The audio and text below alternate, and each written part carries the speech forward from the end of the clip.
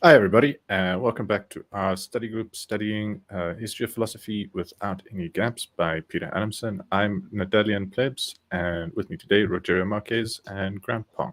How's it, guys? Welcome back. Nice to be here. Great to be back again. Thanks. Yeah, so today we're doing episodes 43, 44, and 45, and we'll be covering Aristotle's views on biology, virtue, pleasure, and friendship.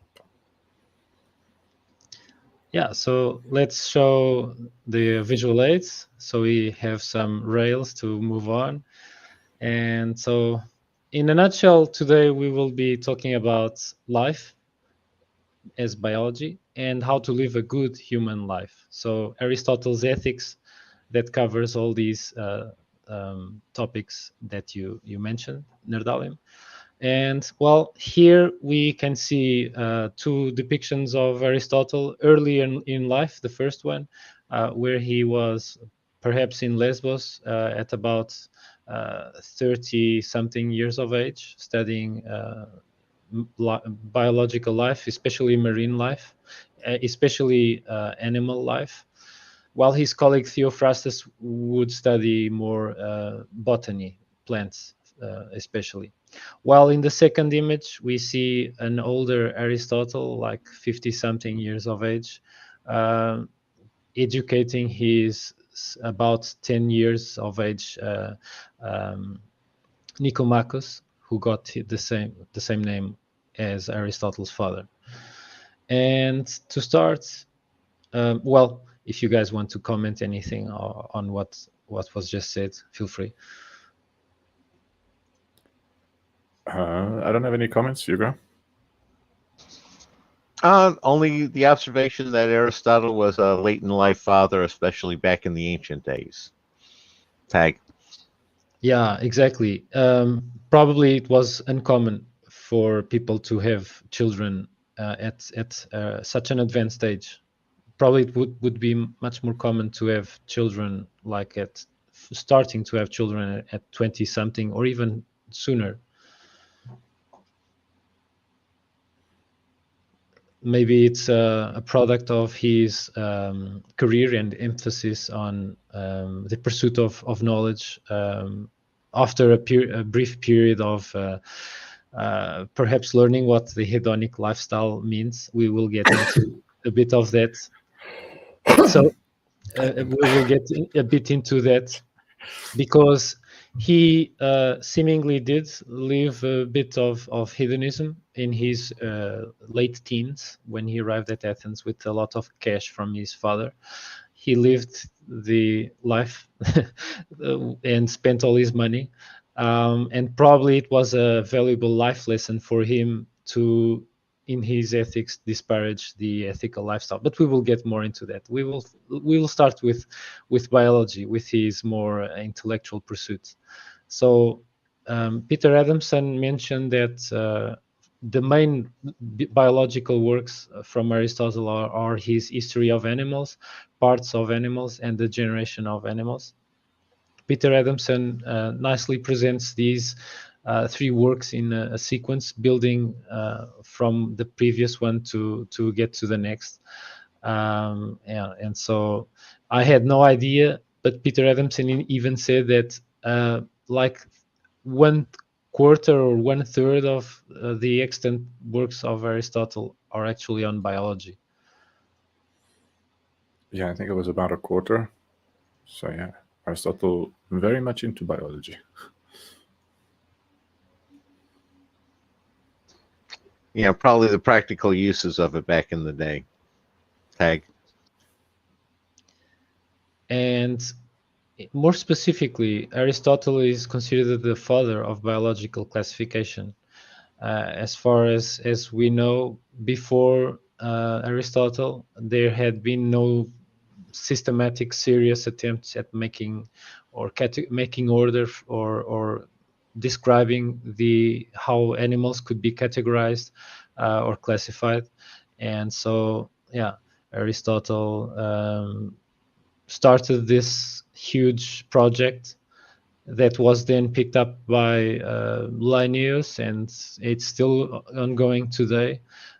new species are being discovered and classified, and the bedrock of terminology, of the words genus and species, comes from Aristotle. So this was surprising even for me, who I've studied biology in university.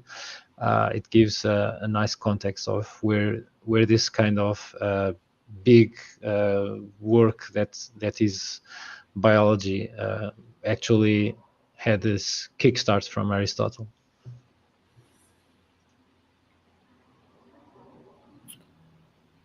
Yeah, it's not something I've ever had serious interest in, although it is quite pleasing to look at trees of life, see the way different species are related in families, and like so that seeing the breakdown and different categorizations, like levels of hierarchy that the classifications is done in, is for me there's some theoretical interest in there, but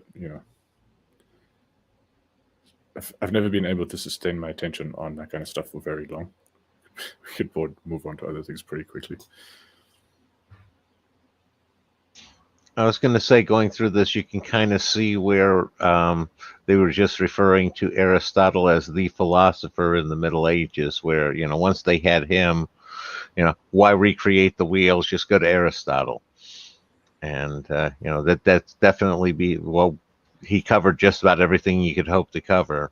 So why not just use him and tag the Bible onto it, which is kind of what happened. Tag.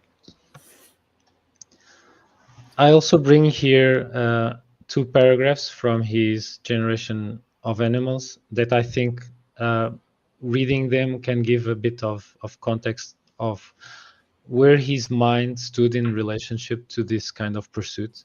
So it might even kind of kickstart further discussion. So the first paragraph on his on the parts of animals, it has: every systematic science, the humblest and the noblest alike, seems to admit of 2 distinct kinds of proficiency, one of which may be properly called scientific knowledge of the subject, while the other is a kind of educational acquaintance with it. For an educated man should be able to form a fair offhand judgment as to the goodness or badness of the method used by a professor in his exposition. To be educated is in fact to be able to do this, and even the man of universal education we deem to be such in virtue of his having this ability. It will, however, of course, be understood that we only ascribe universal education to one who, in his own individual person, is thus critical in all or nearly all branches of knowledge, and not to one who has a like ability merely in some special subject. For it is possible for a man to have this competence in some one branch of knowledge without having it in all. So maybe Aristotle would kind of wince at the sight of these scientists today that are kind of studying one protein within one cell, within one species of animal, and they're doing it like a decade without end. So very, very specialized. And Aristotle seemed that he treasured the ability to have a width of knowledge instead of just a knowledge of a very slim particular part of a field. Yeah, and it's very interesting to me, the focus on methodology, because that makes quite a bit of sense to me. So it's been a long time since it was any kind of practical to memorize all of the facts that have been observed and all of the theoretical models that have been proposed in all of the sciences. But it is much more doable to get acquainted with the sort of major methods of most branches of inquiry, I think, within a lifetime. So, like if you consider most disciplines of inquiry, methodology is a tiny percentage of the whole training.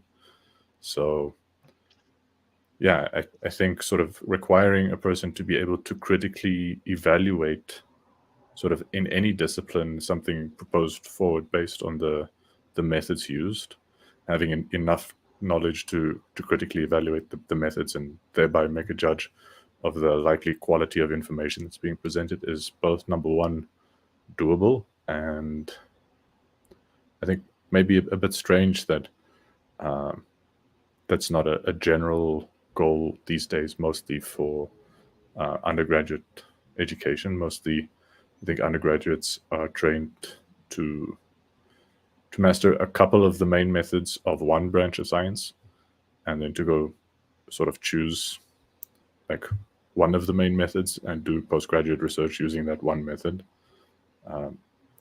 Mixed method studies, I think, are rarer. I guess a big exception for that would be people specifically specializing in methodology. They're methodologists, so they get a lot of training in all kinds of methods.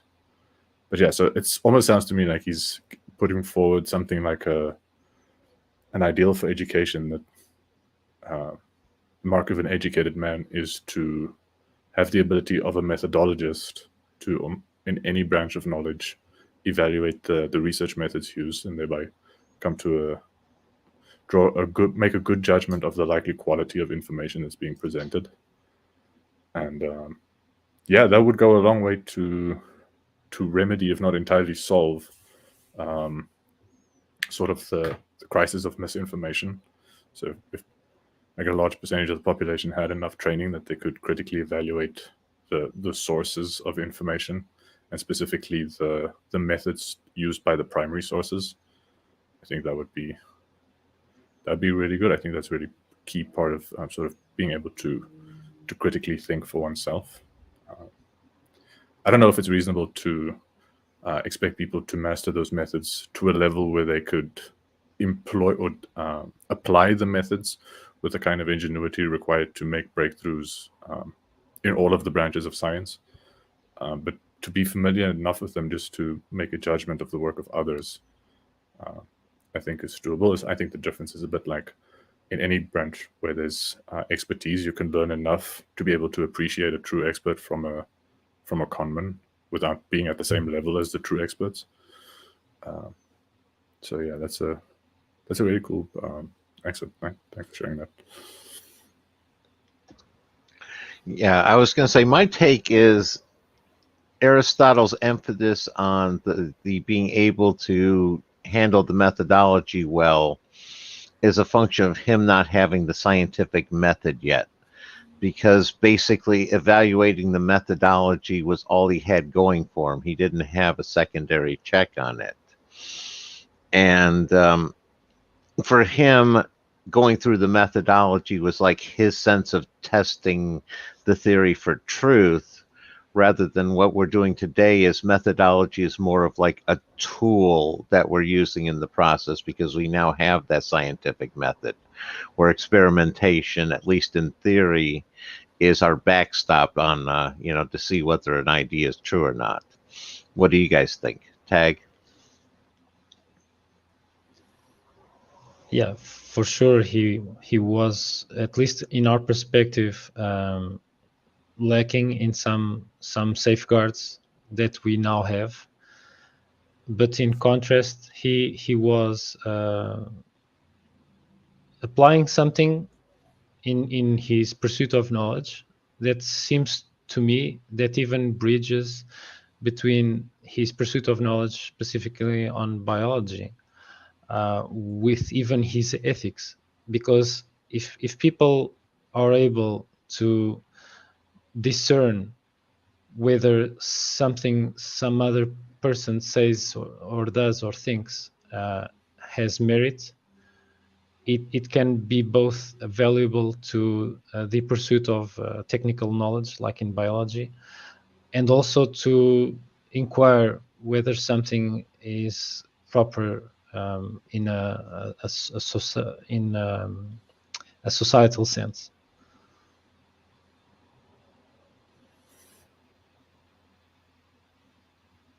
Yeah, so I think in many sciences, scholars rely on more than just experiments as the final arbiter of knowledge. In many branches of science, the kinds of experiments that would authoritatively answer questions are completely impractical or infeasible to conduct, and so they can't be conducted.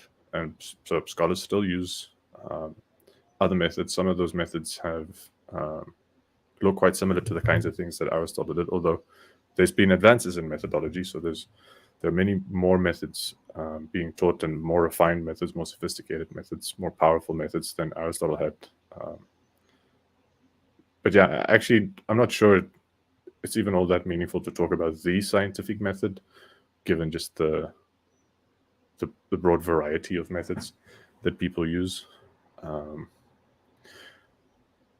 Yeah, maybe we won't go into too much. I do think there are some people who call themselves scientists who use methods that I don't think it's very honest to call science.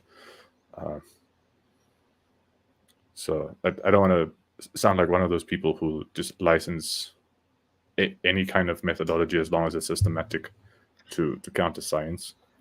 But say like theoretical physicists rarely conduct their own experiments. So they have sort of methods of demonstrating their theories that is deductively, that's more similar to the way Aristotle did his deductive demonstrations. And yeah, they have colleagues that do their experiments, but they themselves apply something more like Aristotle's demonstration than they do modern experimental science.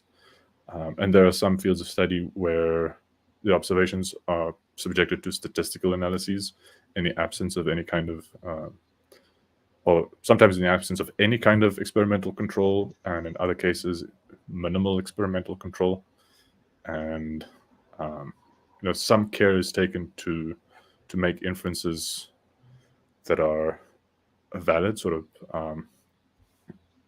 to make legitimate inferences based on the data. And oftentimes, if experiments haven't been done and it's sort of just observational studies, the inferences that can be drawn are sort of cautious inferences, not very strong inferences, weak inferences. But yeah, I think people who are careful to draw sort of only legitimate inferences from their limited methods and sort of using the best methods available to get as much clarity, scientific clarity on a question as possible, I don't think can be considered to be doing science, even if their conclusions are weaker or less certain than other people who have the opportunity to use stronger methods just because of the nature of their subject matter allows for it.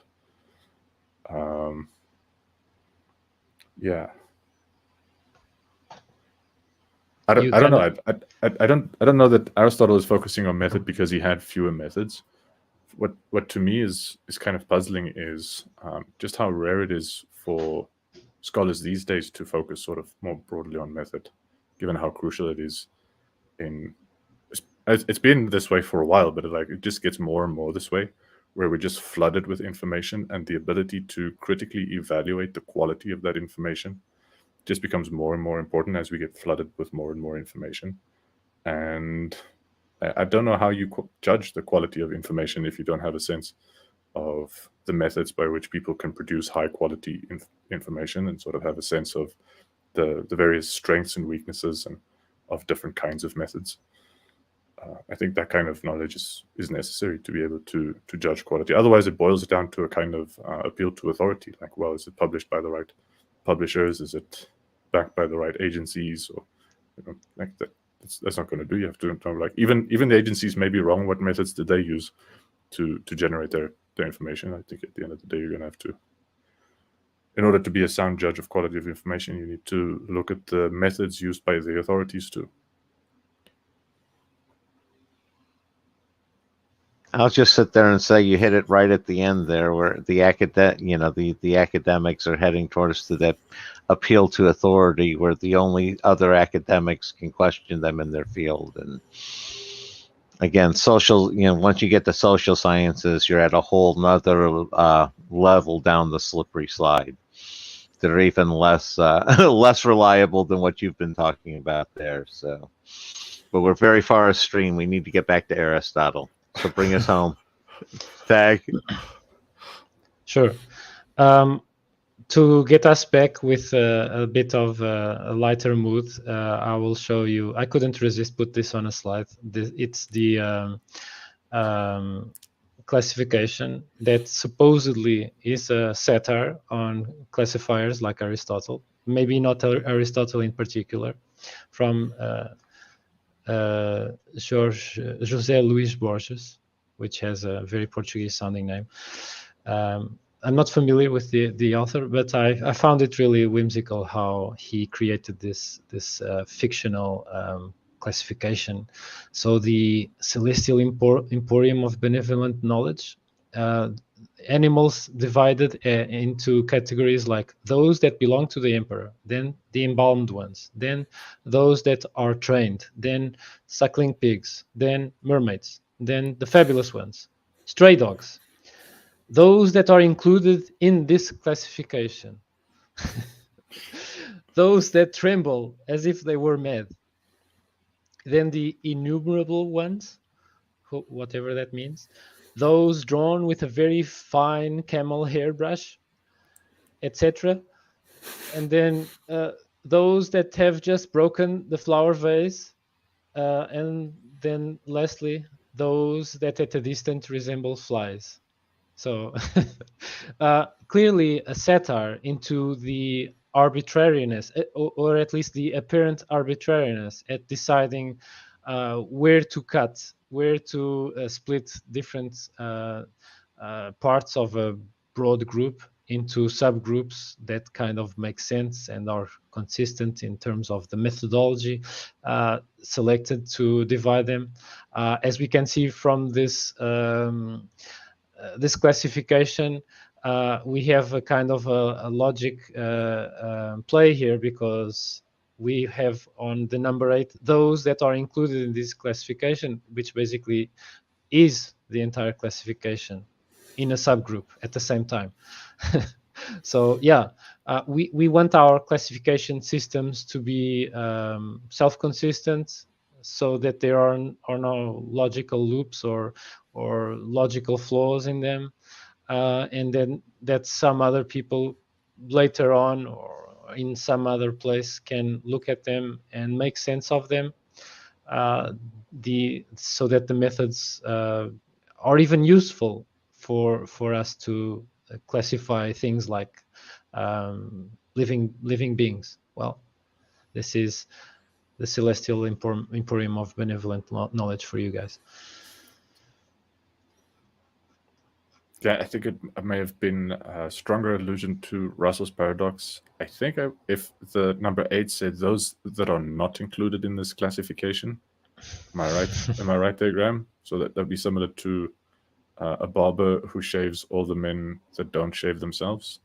So like that self-referential negation, or like the sentence is false. That's exactly. Where you get into funny paradoxes. Yeah.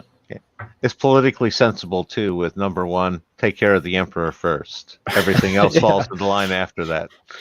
Yeah, exactly. It also shows here, in a satirical sense, the appeal to authority right at the first one. Yeah, of course.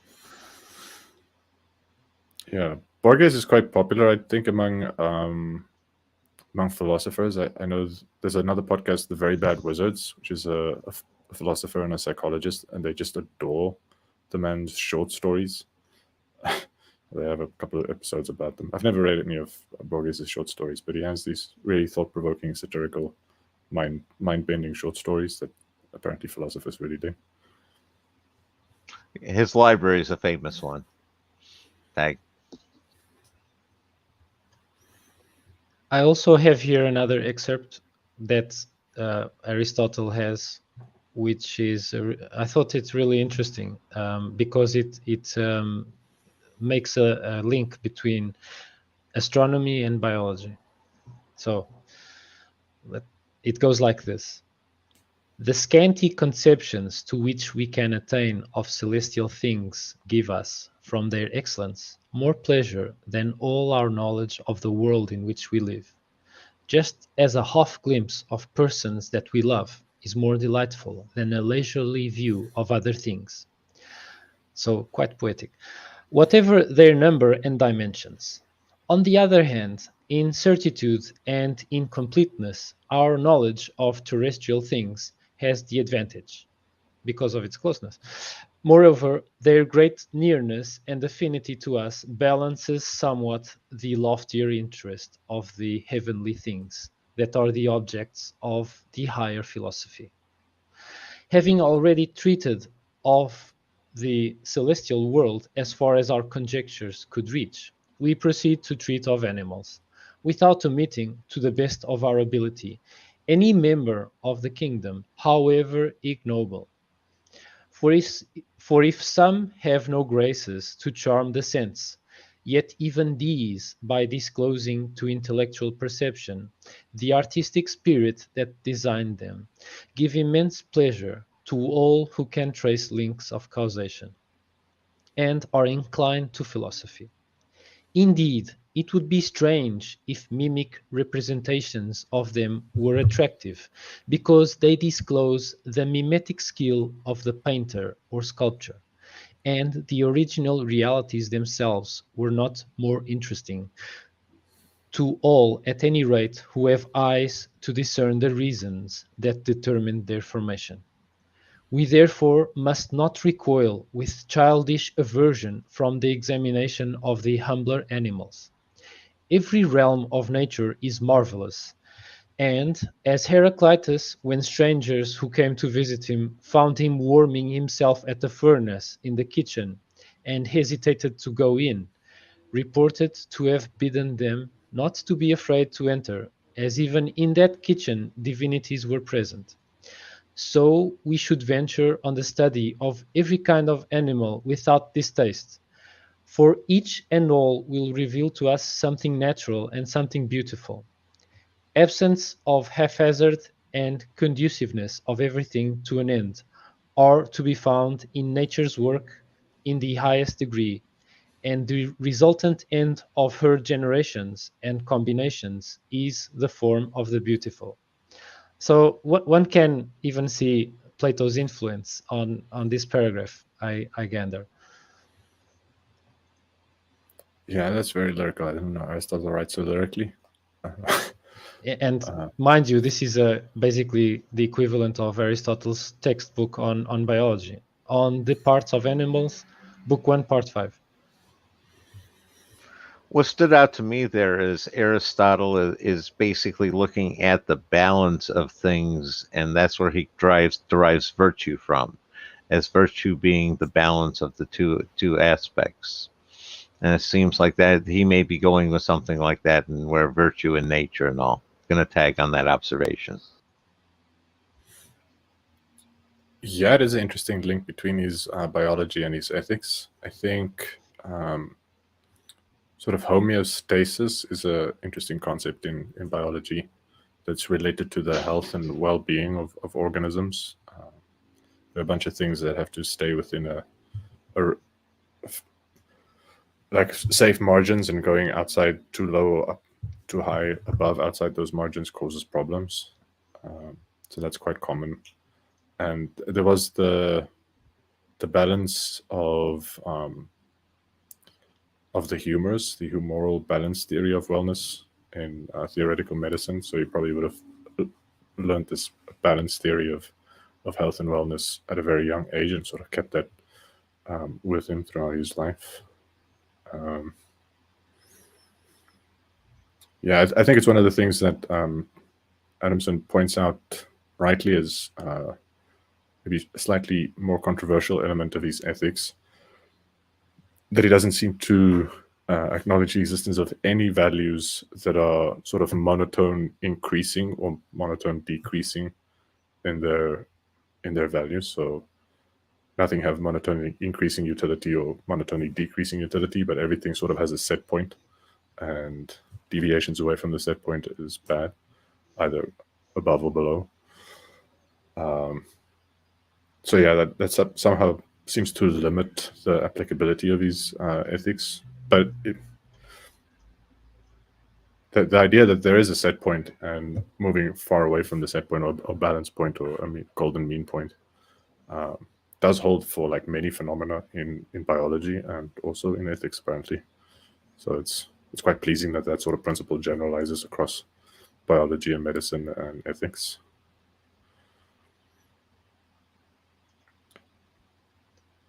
Definitely, it's one of the ones I think I've raised it before, where they're wrestling with trying to introduce the idea of a spectrum and an idea of better and worse. Everything seems to have one value, and the value is what it is. Tag.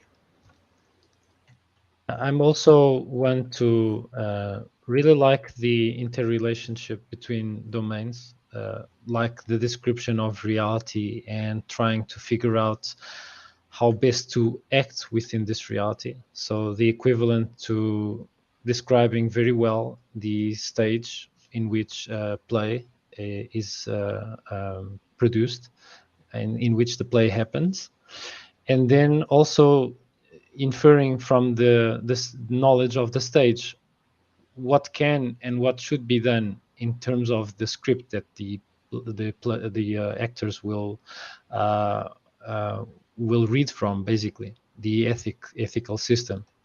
So the connection between the knowing very well the stage and knowing very well what is the correct script, it's not an easy connection to make in philosophy.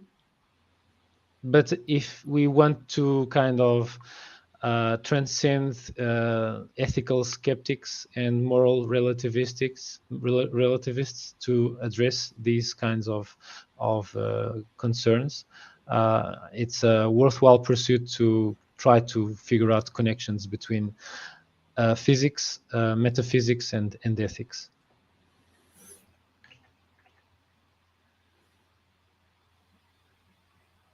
Yeah, I definitely think it was worthwhile giving it a try. I think already in Aristotle there are signs that like that won't necessarily work out. Like he's we're getting a little bit ahead, jumping to ethics.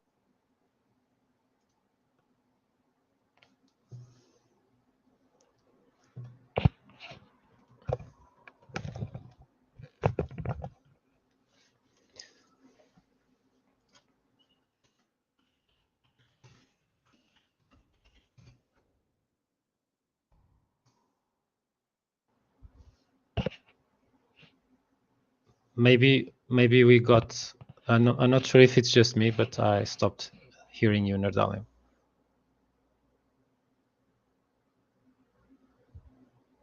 Your microphone is off in the icon there. I think now it's working. Go ahead. Can you hear me now? Still not? Yes. Yep. All right. Yep. We're back. Go ahead.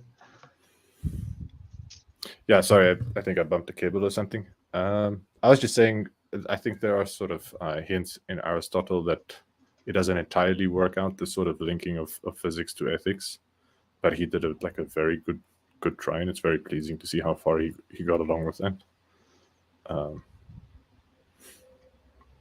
Yeah, I think the relativists have their points. Not so sure I'm 100% on board with radical skeptics. But yeah, let's stick to Aristotle for now.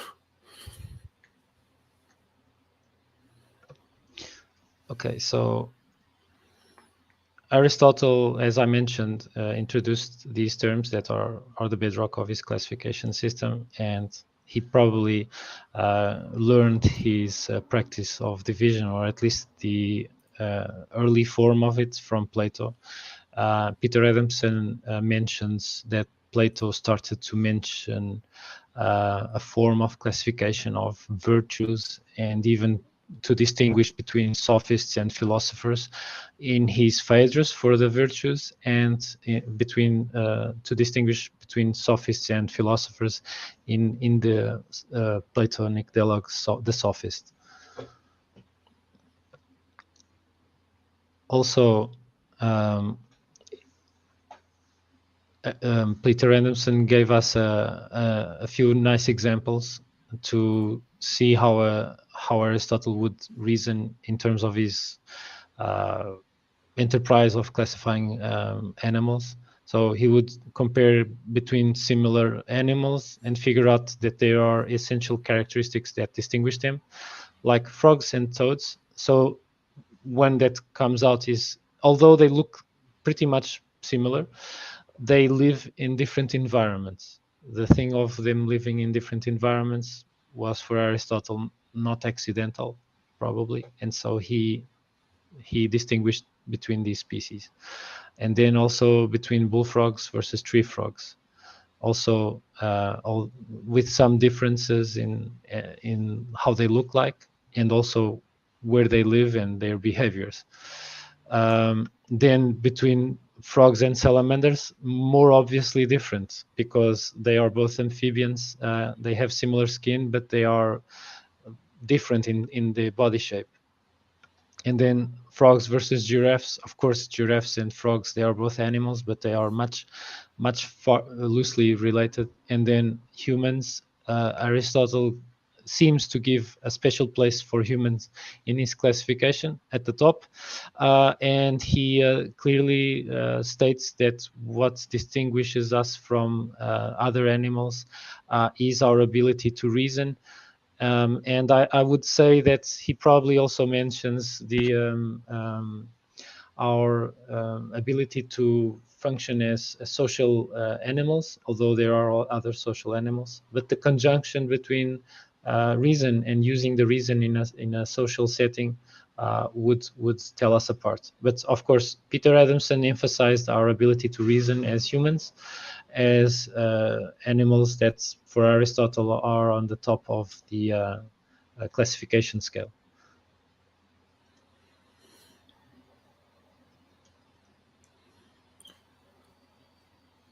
Yeah, one aspect I notice Aristotle using here is it seems like he's going that individuals are part of a species, and then species are also parts of a genus, and that seems to be how he's sort of dividing it. And modern classification just sort of continues that on up the hierarchy. Going to tag on that observation. Yeah, and another thing that's maybe worth pointing out is just how much in this classification Aristotle is focused on what he sees as purposeful functions. And I think Adamson makes the point that Aristotle's motto in his classification is what's it? What's the motto again? No, something about everything in nature has an aim or something like that. There's just like a simple sentence. A purpose. He's very teleological in his biology. Yeah, I'm gonna find a.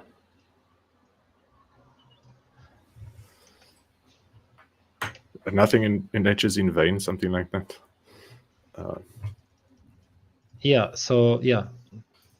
Nature does nothing in vain. Although when we go to particulars, we see things like moles that have underdeveloped eyes under the skin of their heads, which probably perplexed and intrigued Aristotle, prompted many dissections of moles, and he is back and forth with his associates and students to try to figure out why entire species look like they have something wrong with them, with their morphology. But then Aristotle also says that in the broadest sense, nature does nothing in vain. If we kind of discount these kinds of seemingly errors from nature.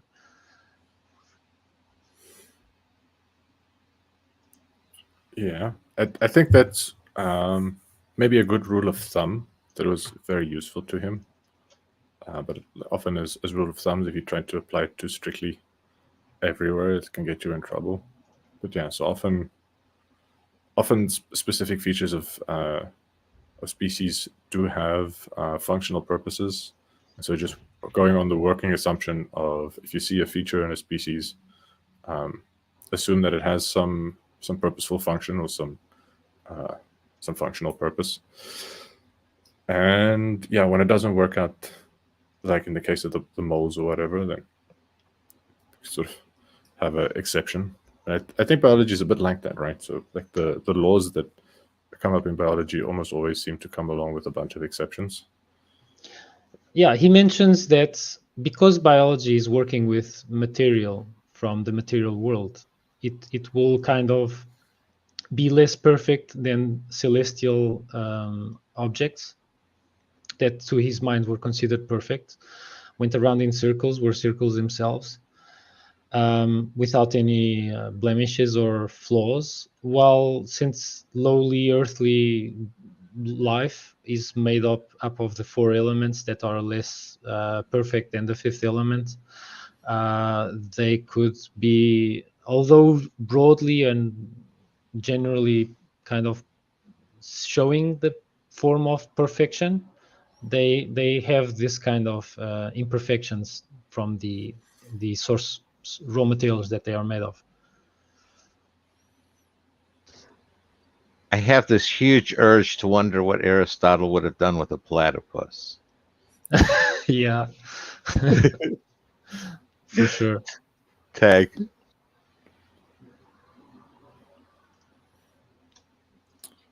Yeah.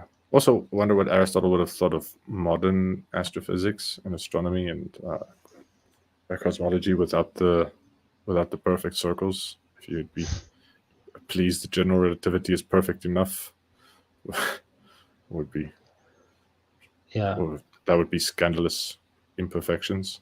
Earlier, I was like, when he was going on so lyrically about the heavens, I was wondering, like, thinking about Aristophanes' portrayal of Socrates with his head in the clouds and sort of marveling at the heavens. I thought that seems to have been a thing. Like a bunch of the philosophers we've discussed have been like really obsessed with sort of the heavens, and I'm a little perplexed by that. If I do get this was a culture of mostly coastal cities, and lots of the people would be travel by sea, and the captains would have, by necessity, had to know how to navigate by the stars, and so you have these. You'd be like all of those people would have grown up in a cultural situation where captains of vessels are these authority figures, and one of their distinguishing areas of expertise that entitle them to their authority is their knowledge of the heavens. So I'm wondering what kind of role that plays. But the way Aristotle writes about it seems like a bit of a fetish, almost more than anything, and to make the contemplation of the heavens sort of the ultimate aim of a good life for a human seems a bit extreme. So I'm curious about that. About like where I get it, stars are pretty, the moon's pretty, the sun is sort of awesome in its warmth and everything. And yeah, the motions are quite startling. Like as a child, I was like really into the stars, but again, it's one of those things where they don't have the ability to keep my attention for very long. And I think maybe for most people, and it's maybe why most people made fun of philosophers who were obsessed with the heavens and figuring out the heavens. I don't know. It's a bit off topic with the biology or whatever, but that one excerpt you shared made me think of that again. Yeah, where I see. Oh, go ahead. Go ahead, Graham. Where I see a lot of that coming in is via Persia and Egypt, because both of those were very big on their ancient astronomical charts and studying of the skies, and they had records dating back 1,000+ years, and it's that whole idea of ancient wisdom being embedded within those cultures, and I can see that easily getting fetishized by the Greeks, at least to a certain extent. I think that might explain at least some of the phenomena you're seeing there. Gonna tag now. Such a huge and ancient record that is reliable and sort of accurate gives them probably a sense of awe and probably a relationship with the divine, since it is so reliable, up to the point of Thales predicting supposedly an eclipse, which is astronomically not as easy as predicting the phases of the moon, for sure. Supposedly in these times when people would travel by boat, there was someone who would take care of the navigation. I'm not sure if it was the same person always as the pilot, the person who controlled the rudder of the ship. But for sure, the person who did the navigation related to the stars, they reserved for this person usually the best food available on board, because they wanted him at his tip-top shape to be able to navigate reliably and effectively. But this is off topic, and yeah, go ahead, Nadal. I was going to take us even further off topic with just a comment about like how naval warfare seems to have been at the forefront of like science for a long time, until the Air Force came along and sort of took over that role. Actually, there's like sort of combined with the world's large powers have sort of their navies have their own Air Force, sort of with their carriers or whatever. Anyway, that is off topic.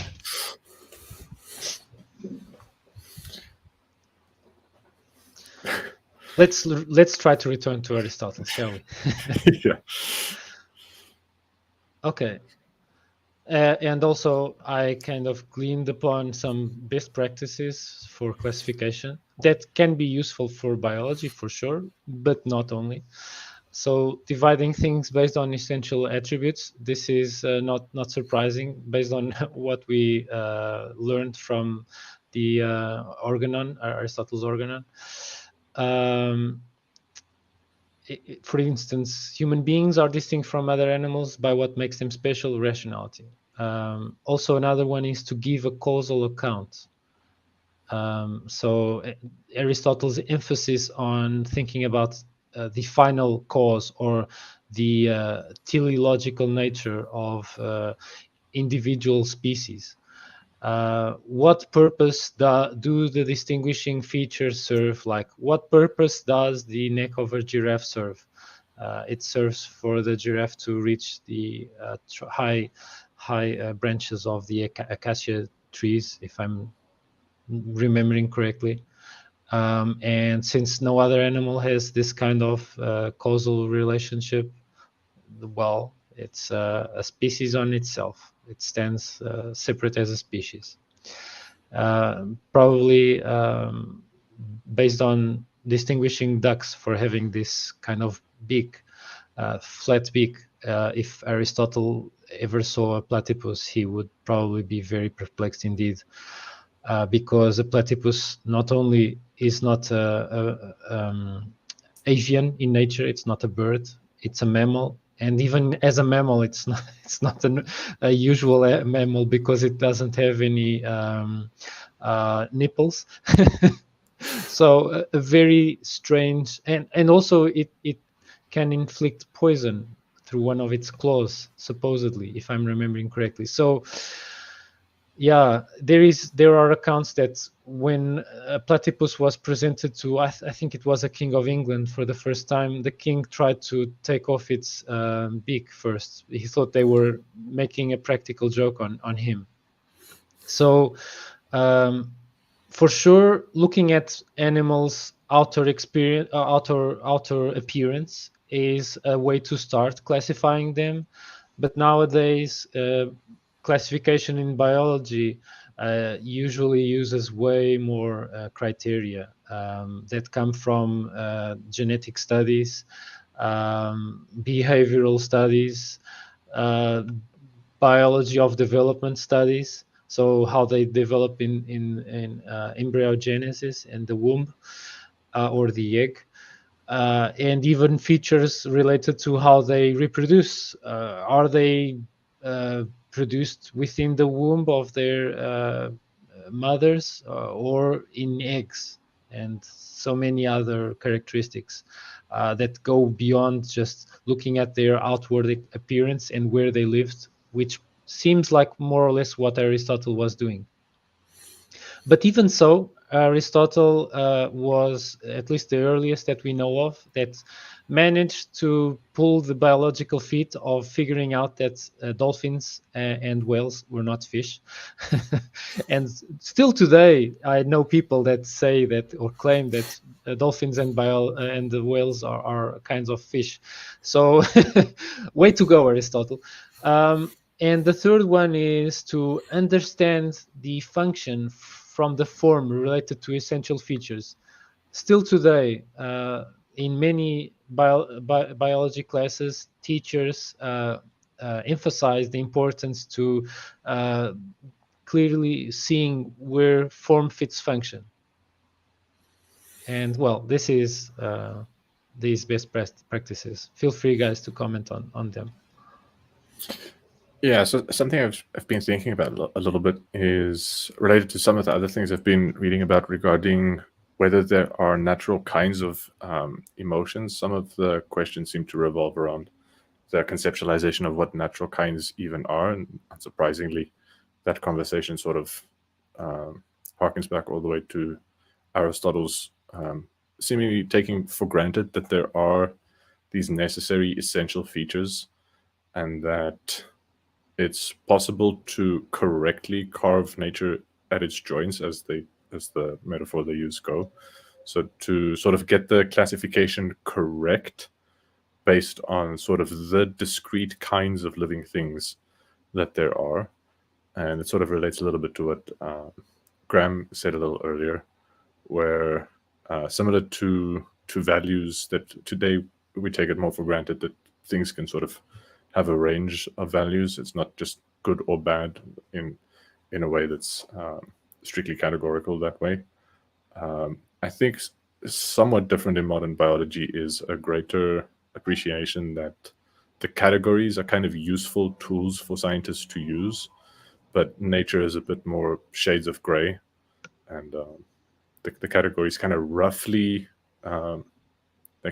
more roughly covers the actual variation in the real world. And I guess we did already touch upon that a little bit with Aristotle saying that, yeah, and because of its formal matter, it won't be as perfect as, say, the heavenly bodies or whatever. But I mean, I think these days it's not just that individuals stray more from that it's recognized that there's more variation of individuals from the true essential classifications, but I think it's also recognized that the classifications are somewhat more gray and a little bit up to the choice of the researcher. Although I think skeptics who say that therefore all of classification is entirely arbitrary, as I think maybe have been hinted at with the Borges classification, is also taking things too far. So yeah, like some classification systems for some human purposes are much more useful than others. And if you just substitute an arbitrary classification, you're very unlikely to get anything that's nearly as useful. But then people use classification systems for several purposes. And that's actually something that strikes me as quite interesting in Aristotle as well, the notion that there's one true purpose for all of human beings, rather than recognizing that human beings can have many purposes. And even there can be many ways in which a person can be a good person or a good human, maybe many ways to be happy rather than just one way. And so it seems he's taking for granted that these categories are sort of given by nature, universal and very discrete and very identifiable and unique, which maybe is not taken for granted these days anymore. And I think a lot of people would argue against that these days. Yeah, I was going to say one aspect that's jumping out at me is that as soon as you pick your system in which you're going to classify things, you've now basically specified how the things can vary from that classification system. So it's kind of like the standard and variation from the standard are cooked together with the classification system. And my guess is that given Aristotle's best practices, he'd come back with a platypus as a furry duck. If it's got a beak and it lays eggs, okay, the odd man out, we're going to just call it a furry duck. Going to tag. Yeah, there's even this, reminded me of this story that Peter Adamson couldn't even resist telling, even though it's related to another philosopher that we will get to later on, called Diogenes. So in Plato's Academy, Plato was trying to classify human, and his working definition, I'm not sure how fleshed out it was. He said human is a featherless biped. And so as Diogenes witnessed this statement, he supposedly quickly ran out of the academy, went to the market, purchased a chicken that had been plucked, and returned to the academy just to present and say, Plato, I bring you your man. And so Plato probably was not happy with this state of affairs, and he supposedly quickly revised his definition to featherless biped with flat nails. So, so as to introduce a new essential characteristic that clearly tells us apart from chickens, but we cannot be sure how reliable this story is, because it comes from the kind of trickster of classification of ancient philosophers, Diogenes Laertius, who includes many whimsical and amusing stories about these ancient Greek philosophers. It's kind of strange that although Plato and Aristotle were really keen on stressing that human beings have the capacity to reason, this particular story is completely mute on human beings' ability to reason, while Aristotle, at least in this podcast by Peter Adamson, emphasized that when doing the bridge from biology to human to ethics regarding human lives, there is clearly the essential characteristic of reason.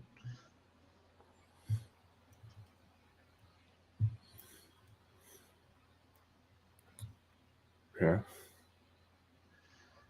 How many slides do we have left of Aristotle's biology? So just 4 slides. Maybe we don't even need to show them all and comment on them all. Let me just show. Well, there was this nice quote, really interesting quote by Aristotle on the generation, the book on generation.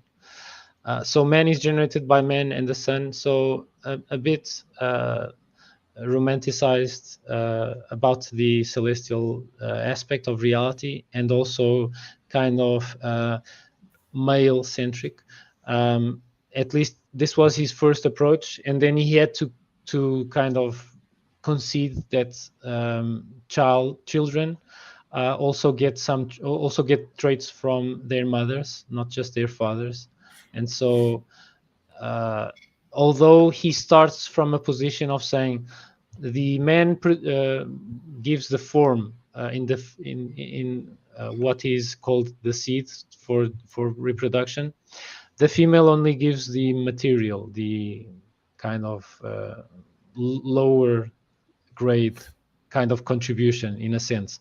But since children arise in what he observed, for instance, bearing blue eyes when his mother had blue eyes and his father had brown eyes, well, the reality of things clearly showed that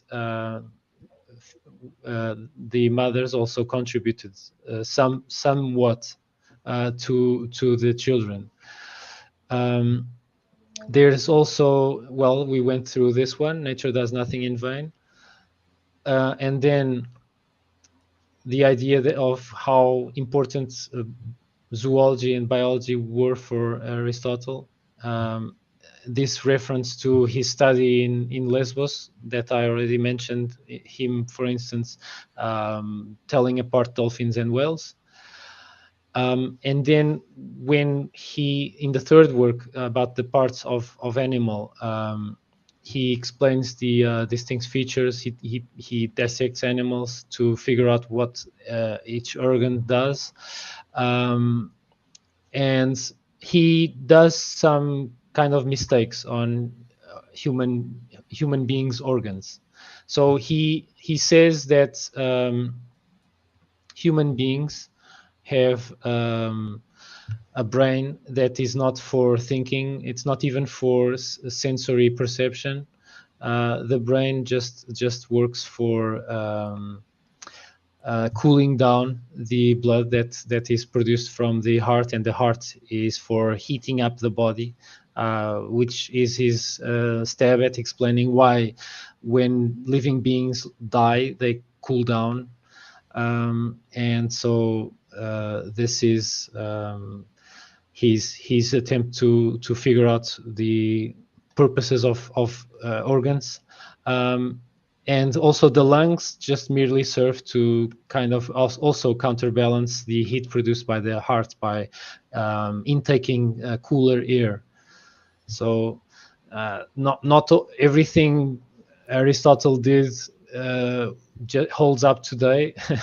On the contrary, and so yeah, these notions, unfortunately, they stuck with humanity for many centuries because people used his conclusions or writings as kind of crystallized dogma of what is reality. And well, it's pretty much what we had from his biology.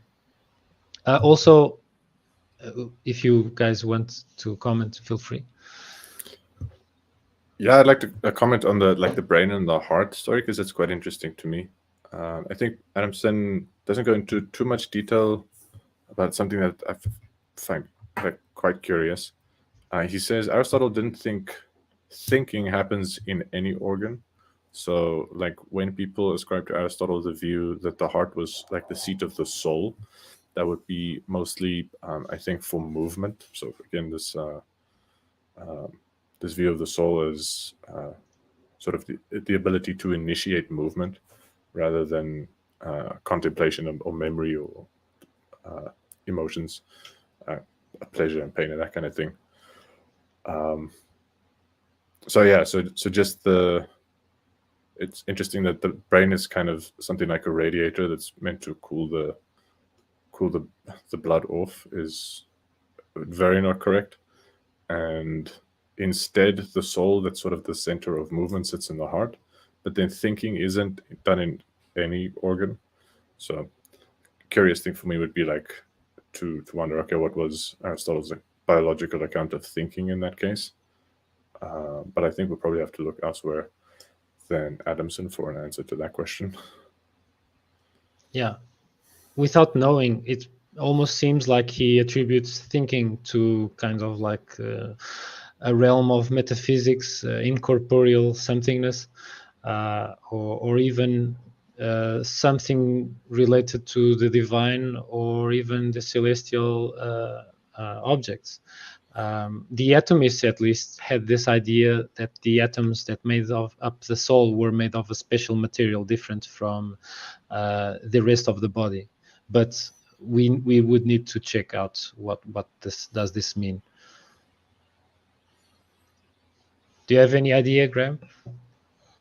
Well, I was going to say, not on that one so much. What jumped out at me was his ideas on reproduction seemed like Aristotle before marriage and then Aristotle after marriage, since he got married so late in life. And, he had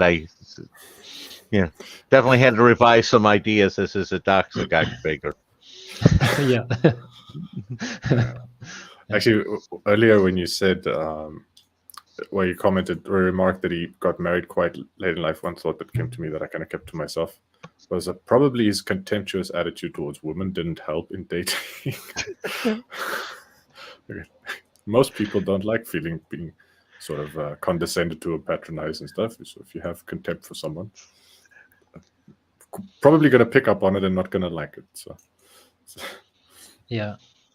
Maybe he also had a kind of a difficult personality because he was so focused on intellectual pursuits that maybe he only started fleshing out ethics really into it after he got married and got kids.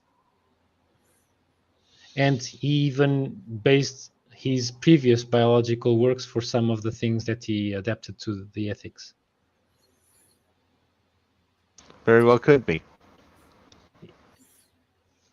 Yeah, kind of seems like he's a late bloomer in terms of ethics, although he did really an interesting job on ethics, as we will see. Yeah, generally kind of a late bloomer. He studied for a very long time. That's also another thing that's sort of interestingly for me different from Aristotle to most people's conception of sort of a long education these days. So if you've gone to university for 8 or 10 years, people consider that long. Whereas Aristotle's studies, I think, continued for 20 years odd before he started his own school. I think, to be fair, like to become a full professor can easily take people into the 40s. I think actually it's quite rare for people to become professors before 45 or whatever. But yeah, that's something that stuck with me when I read the history of philosophy, like at around 20. I thought, oh, so like one of the ways people can live is they can just mostly take studying seriously for like several decades in their adulthood, and then become really interesting people in their middle ages and as they get older because of this massive amount of study they did as young adults. So that's a lifestyle, I guess. Yeah. Tango. Let's move forward so we can arrive at the ethics nicely. There's also this conception that I'm representing here with a piece of art from '94 by Mark Dion that is clearly inspired on the Scala Naturae of Aristotle, where he depicts a scale of being from the elements, then immaterial stuff. The elements, of course, earth, water, air, and fire. Then after the minerals, the plants, then the animals, and then human beings. And probably if we would kind of press Aristotle to go on, he would go on to mention celestial stuff. And at least the scholastics seem to pick up on this, and they didn't stop at men at the top and went with the angels and whatnot, and so on and so forth. So to be sure, it's kind of an anthropocentric way of looking at the world, at least in this partial part of this model where humanity is on top above all other life. And well, when we are living our lives, we cannot clearly see our kind of like a plug or a cord coming out of our butts, connecting us to the rest of nature, in which without the connection, we will die. But if we use our logic correctly and kind of say, well, let's run this scenario in which the sun stops shining, plants die, and then we die. Or if bees die, then most of the plant life that needs pollination and is essential to our survival will die. And so we might think of us inspired by this indoxa from Aristotle, that we are the top dogs and we are in control of the situation. But we are interconnected with a biosphere that is very complex indeed, and major changes that we do to it, it is very difficult indeed to figure out the downstream consequences that happen. One particular example is with the introduction of species into a new habitat in previously isolated region of Earth, like a big island like Australia or Hawaii.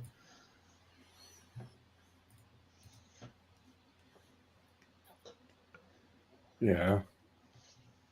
I wonder if not too much to say. One thing I wonder about is whether Aristotle would put artificial intelligence and robots on that scale at all, and like where on that scale they would go, because like have a not entirely clear. At least the smarter they get, I guess, the higher they would go up the scale.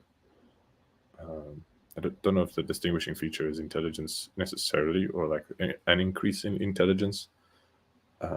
Maybe the definition of intelligence is a bit problematic as well. Like there's some slime molds that can do some pretty clever optimization for locating food sources and stuff. Yeah, but it does have an intuitive appeal, sort of going from simpler things to seemingly more complex things. And interesting to me why he would leave off organizations of people. They do seem to have a bit of a life of their own, like a city-state as an entity has like more power and perhaps a more intellectual power and more power to move physical resources around than any one individual human or even pair of humans. So I guess organizations, like especially large-scale organizations of people, like where that would go in the scale, and where artificial life and artificial intelligence and robotics and stuff would go on the scale, are quite interesting. With organizations, he had examples, so curious that he didn't specify where they go on there.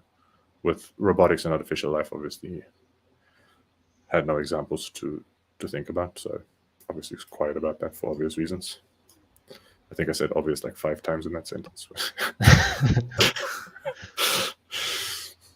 Also, it's really interesting how he and his associates classified forms of government, but he didn't, at least it doesn't seem he included government and forms of government or human organizations, as you said, in this scale.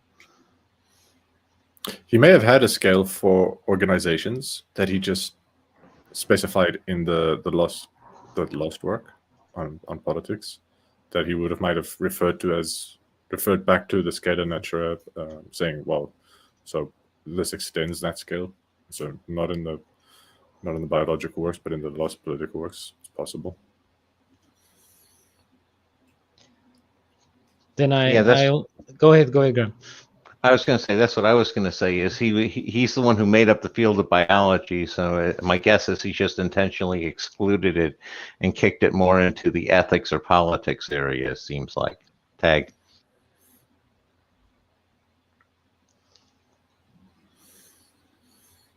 Although he seems to value very much the interconnectedness between fields, as it seemed from these excerpts that we've read. Yeah, I'm not sure where the classification is from. I think we have maybe touched on it in the past, but sort of the classification of organizational sizes for people in anthropology, from sort of nuclear families to extended families to clans to tribes, I guess to towns and cities and kingdoms and empires. And that kind of like scale of organization seems like something like that might extend that sort of hierarchy. I think chain of being is one of the names the Scholastic gave it, the Scala Naturalis, something. It's a chain of being, I think. Anyway, that's just speculation. Sure. I also have 2 last slides on the biology. One for the biology of development, and another for spontaneous generation. So Aristotle studied developmental biology, and this is interesting because it kind of mirrors what you're just saying about how the order of complexity in human organizations can increase from families to, or rather even from just an individual to families to entire empires spanning on Earth, and biological individuals developed from one cell to cells in a cluster, to differentiated cells, to tissue systems, to organ systems, and then finally a viable individual that can hatch or be born and be more or less autonomous in feeding and moving and perceiving. And then one thing that really stumped Aristotle was he claimed that individual biological beings came from progenitors, from reproduction, from parents. And he also observed what he thought was spontaneous generation. For instance, with some corpse decomposing, where he would see apparently maggots appearing from nowhere. Probably I wonder that he didn't have at his disposal the best materials and even maybe also the methods to isolate contamination. So he would probably just haphazardly let something stay, and maybe he wouldn't observe it with a lot of care and attention. There were also no windows, like we have glass windows at our time. Even during the Middle Age, there weren't no windows. So bugs would just fly in if he was in a closed area, like indoors, lay their eggs on the sample that he had decomposing. And then when he returned, he would just see what he thought was spontaneous generation.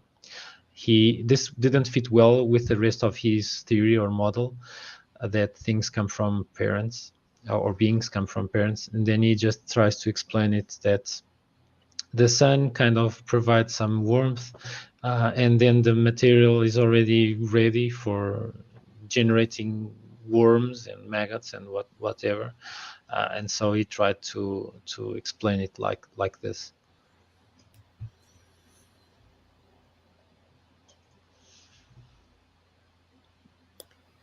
Yeah, this account of the generation of life relies heavily on sort of heat and motion. So like heat-driven motion, the right kind of motion. So yeah, I think he thinks of souls as sort of the essence of that makes things move, and he sees movement being imparted by other movement things. So like in that theoretical framework, I guess why not have something like the sun, or even in principle, why not have something like magnets be able to generate living beings, as they can generate movement? Like, I guess anything that can generate movement of the correct form should maybe, on that theory, in principle, be able to produce life. So I think it probably didn't strike him as far-fetched as it strikes us, because of his conception of what souls are and what life is sort of this spontaneous movement.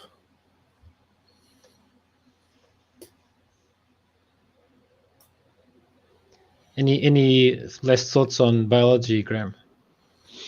No, you guys handled it pretty well. It's you're seeing Aristotle founding a field of study and making his mistakes and all. And I agree with Nerdalian there about the whole idea of heat. He was associating heat and pressure with life coming about.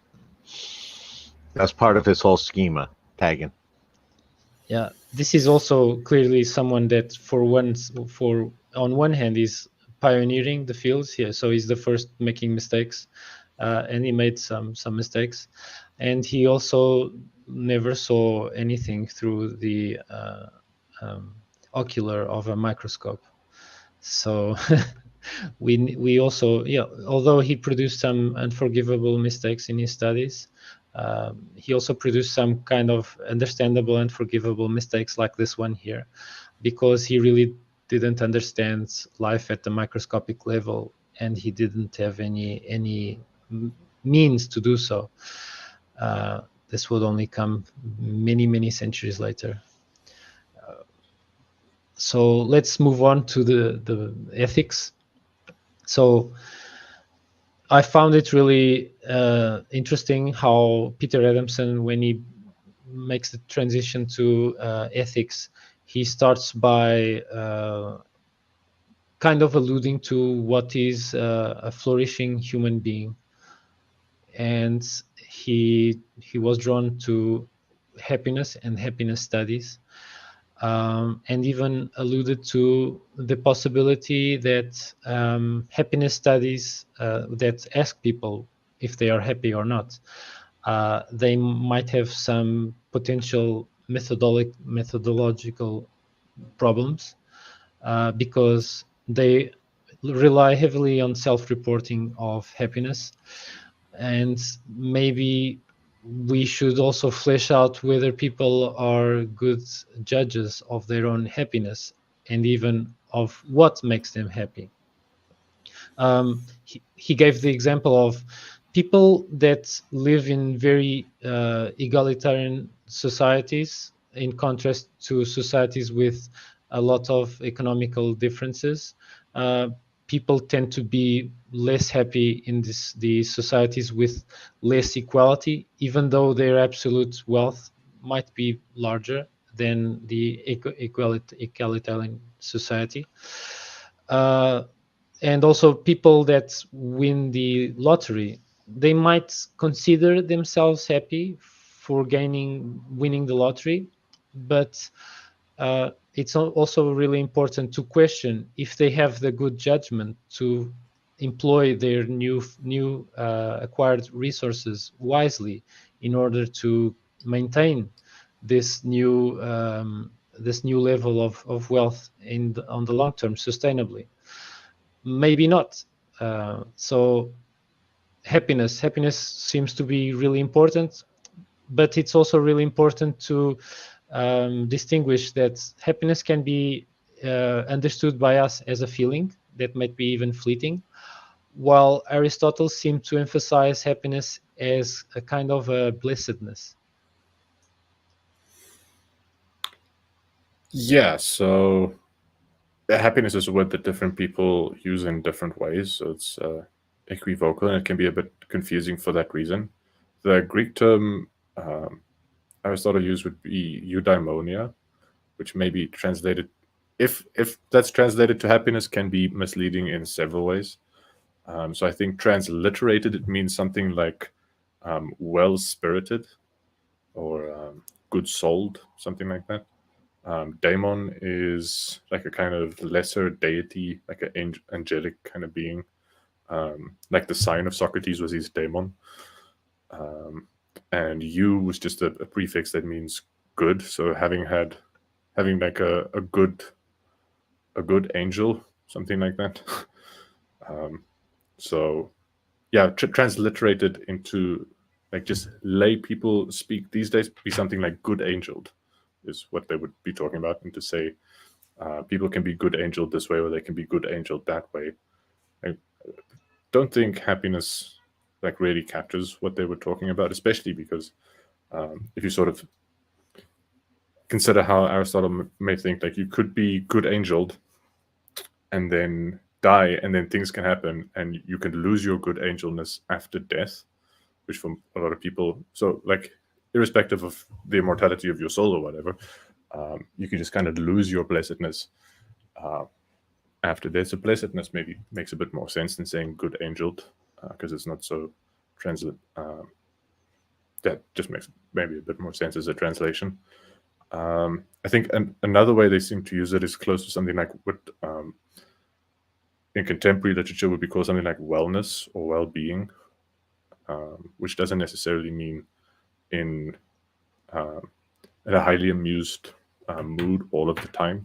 Should be quite well and say be rightfully indignant. And I think Aristotle would have the same thing. So you could be quite cross and still be well. Like you could be rightfully cross at an injustice, and in that moment sort of be well because you're virtuously, righteously feeling cross. So it's, yeah, I think the eudaimonia not so much tied to mood or to affective experience in the moment as to like a more global evaluation of a person's constitution and their circumstances and how they relate to their circumstances.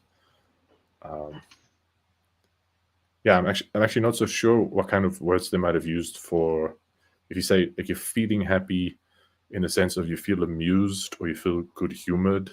Not sure what the Greek word for that would be. Also, you might say you're happy to see a loved one or happy to be with your loved ones, which would be like maybe feelings of adoration and care and concern, and belonging and acceptance and peace and bliss. For those specific feelings, I'm not sure what the Greek words are. I do know euthymia is something like a. I think euthymia would be like a good mood, something to be in a good mood, and so they weren't talking about, or euthymia.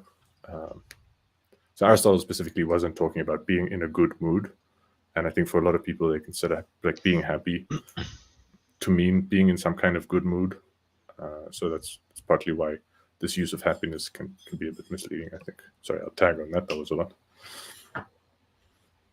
I was going to say, one of the problems that I run into, it seems like a lot of people these days don't even have a good definition of happiness, so let alone being able to evaluate it. And with Aristotle, it almost seems to me like he has some aspect of mood in there, but more of an ongoing mood, not an in-the-moment sort of mood. And the difference between happiness and pleasure, and we'll get that into that in a little bit here, but that's of a big significant difference with Aristotle, and I think in a lot of theories of happiness, especially these days. And just going to tag on those observations for now. I would just like to take the advantage, since you mentioned righteous indignation, that comes from Aristotle and was the scholastics really picked it up and ran with it really intensely. Righteous indignation, and I have a Bible on my. Aristotle.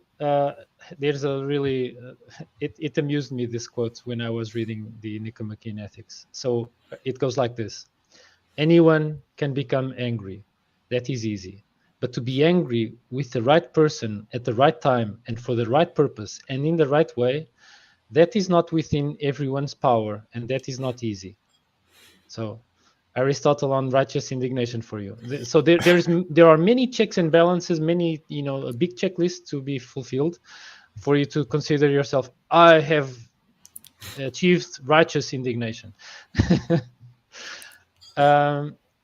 Also, yeah, we need to kind of enrich our vocabulary so we can better figure out what are we using as signifiers and what we want to point at as signified. And it's really interesting here to see the importance of discriminating between pleasure that might be fleeting, it might come from senses, it might be very, very dependent on externalities, in contrast to what could be in a more down-to-earth attempt at translation of eudaimonia, maybe good-naturedness. Also, Sartre would talk about having bad faith in contrast with having good faith. And so our kind of mental outlook or status or color of our soul is a very important kind of indication as to whether we are eudaimonic or not, in terms of if an ancient Greek would consider us eudaimonic or not. And your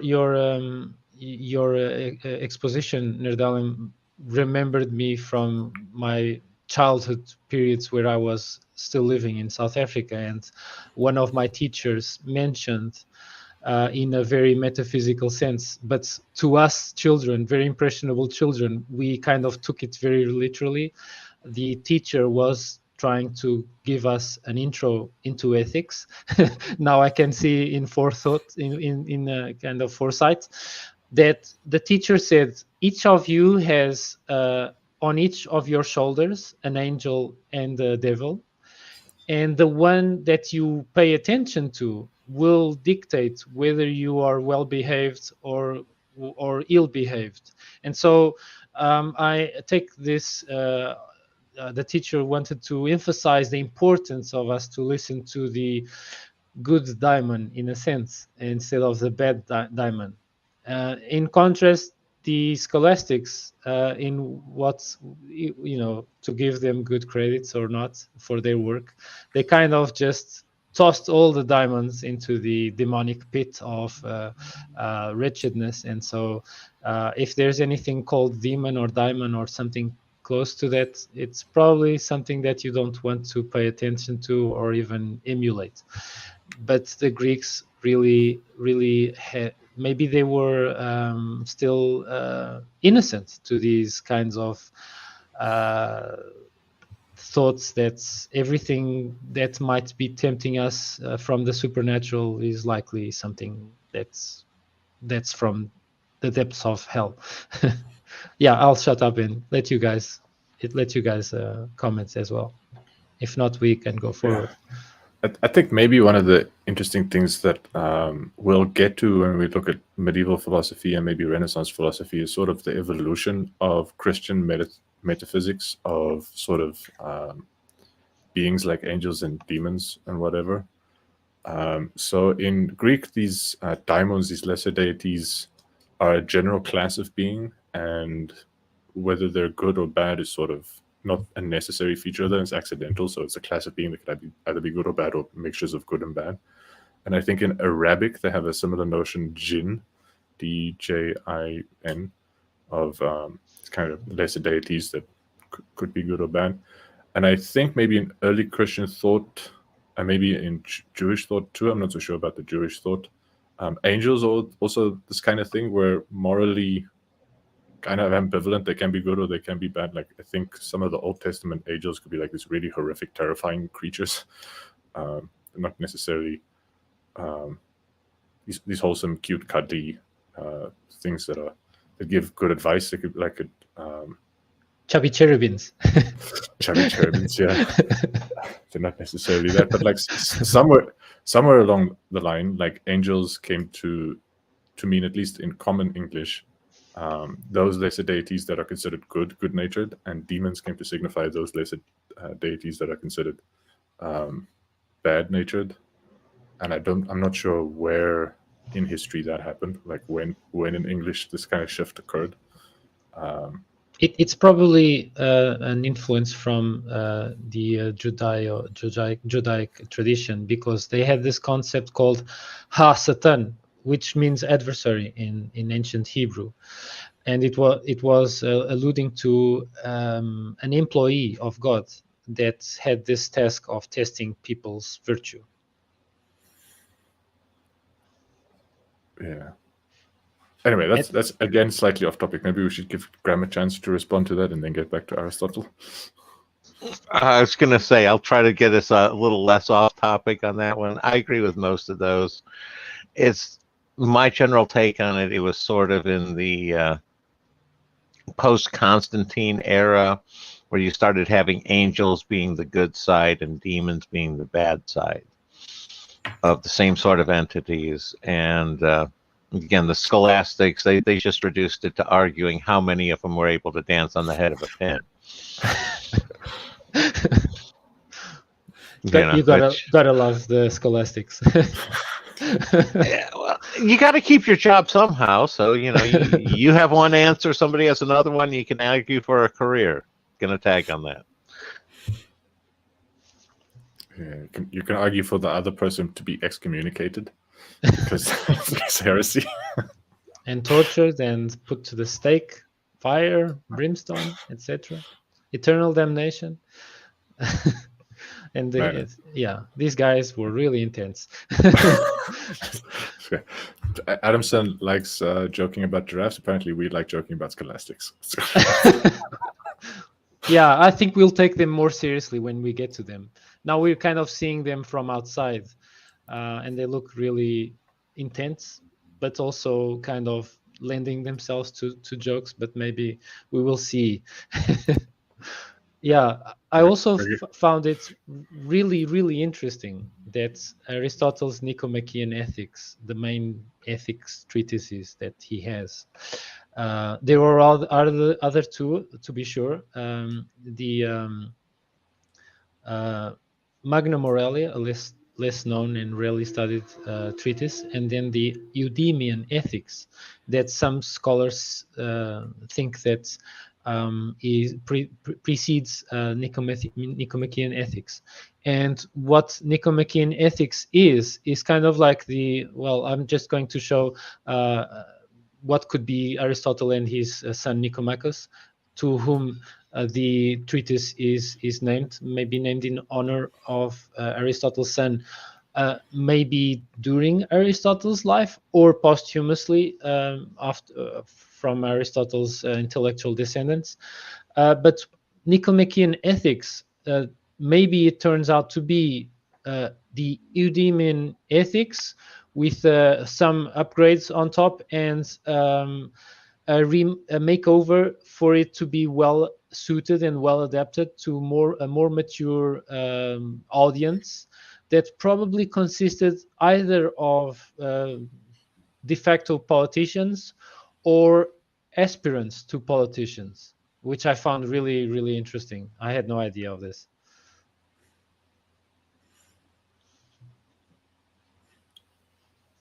Yeah, that's interesting. I guess I feel a little embarrassed. I was kind of distracted by Aristotle's gray hair in that. Trying to imagine like all of these images of Aristotle where he's supposed to be around 50, having like completely gray. I was wondering like what is the average age for men to go completely gray that way? Because I know a bunch of men who are like near their 50s and they're nowhere near as gray. They're just kind of starting to gray. I also do know a couple that are completely gray at around 50. So I was a little distracted by that stupid thing while you were talking. No, and I could definitely see him getting one of those more elite form of training some of the people in politics and such after he had done that with Alexander and for Philip. And I can definitely see that niche happening for Aristotle. Tagging. Yeah. He kind of had his CV really well varnished with this magnificent student that went on to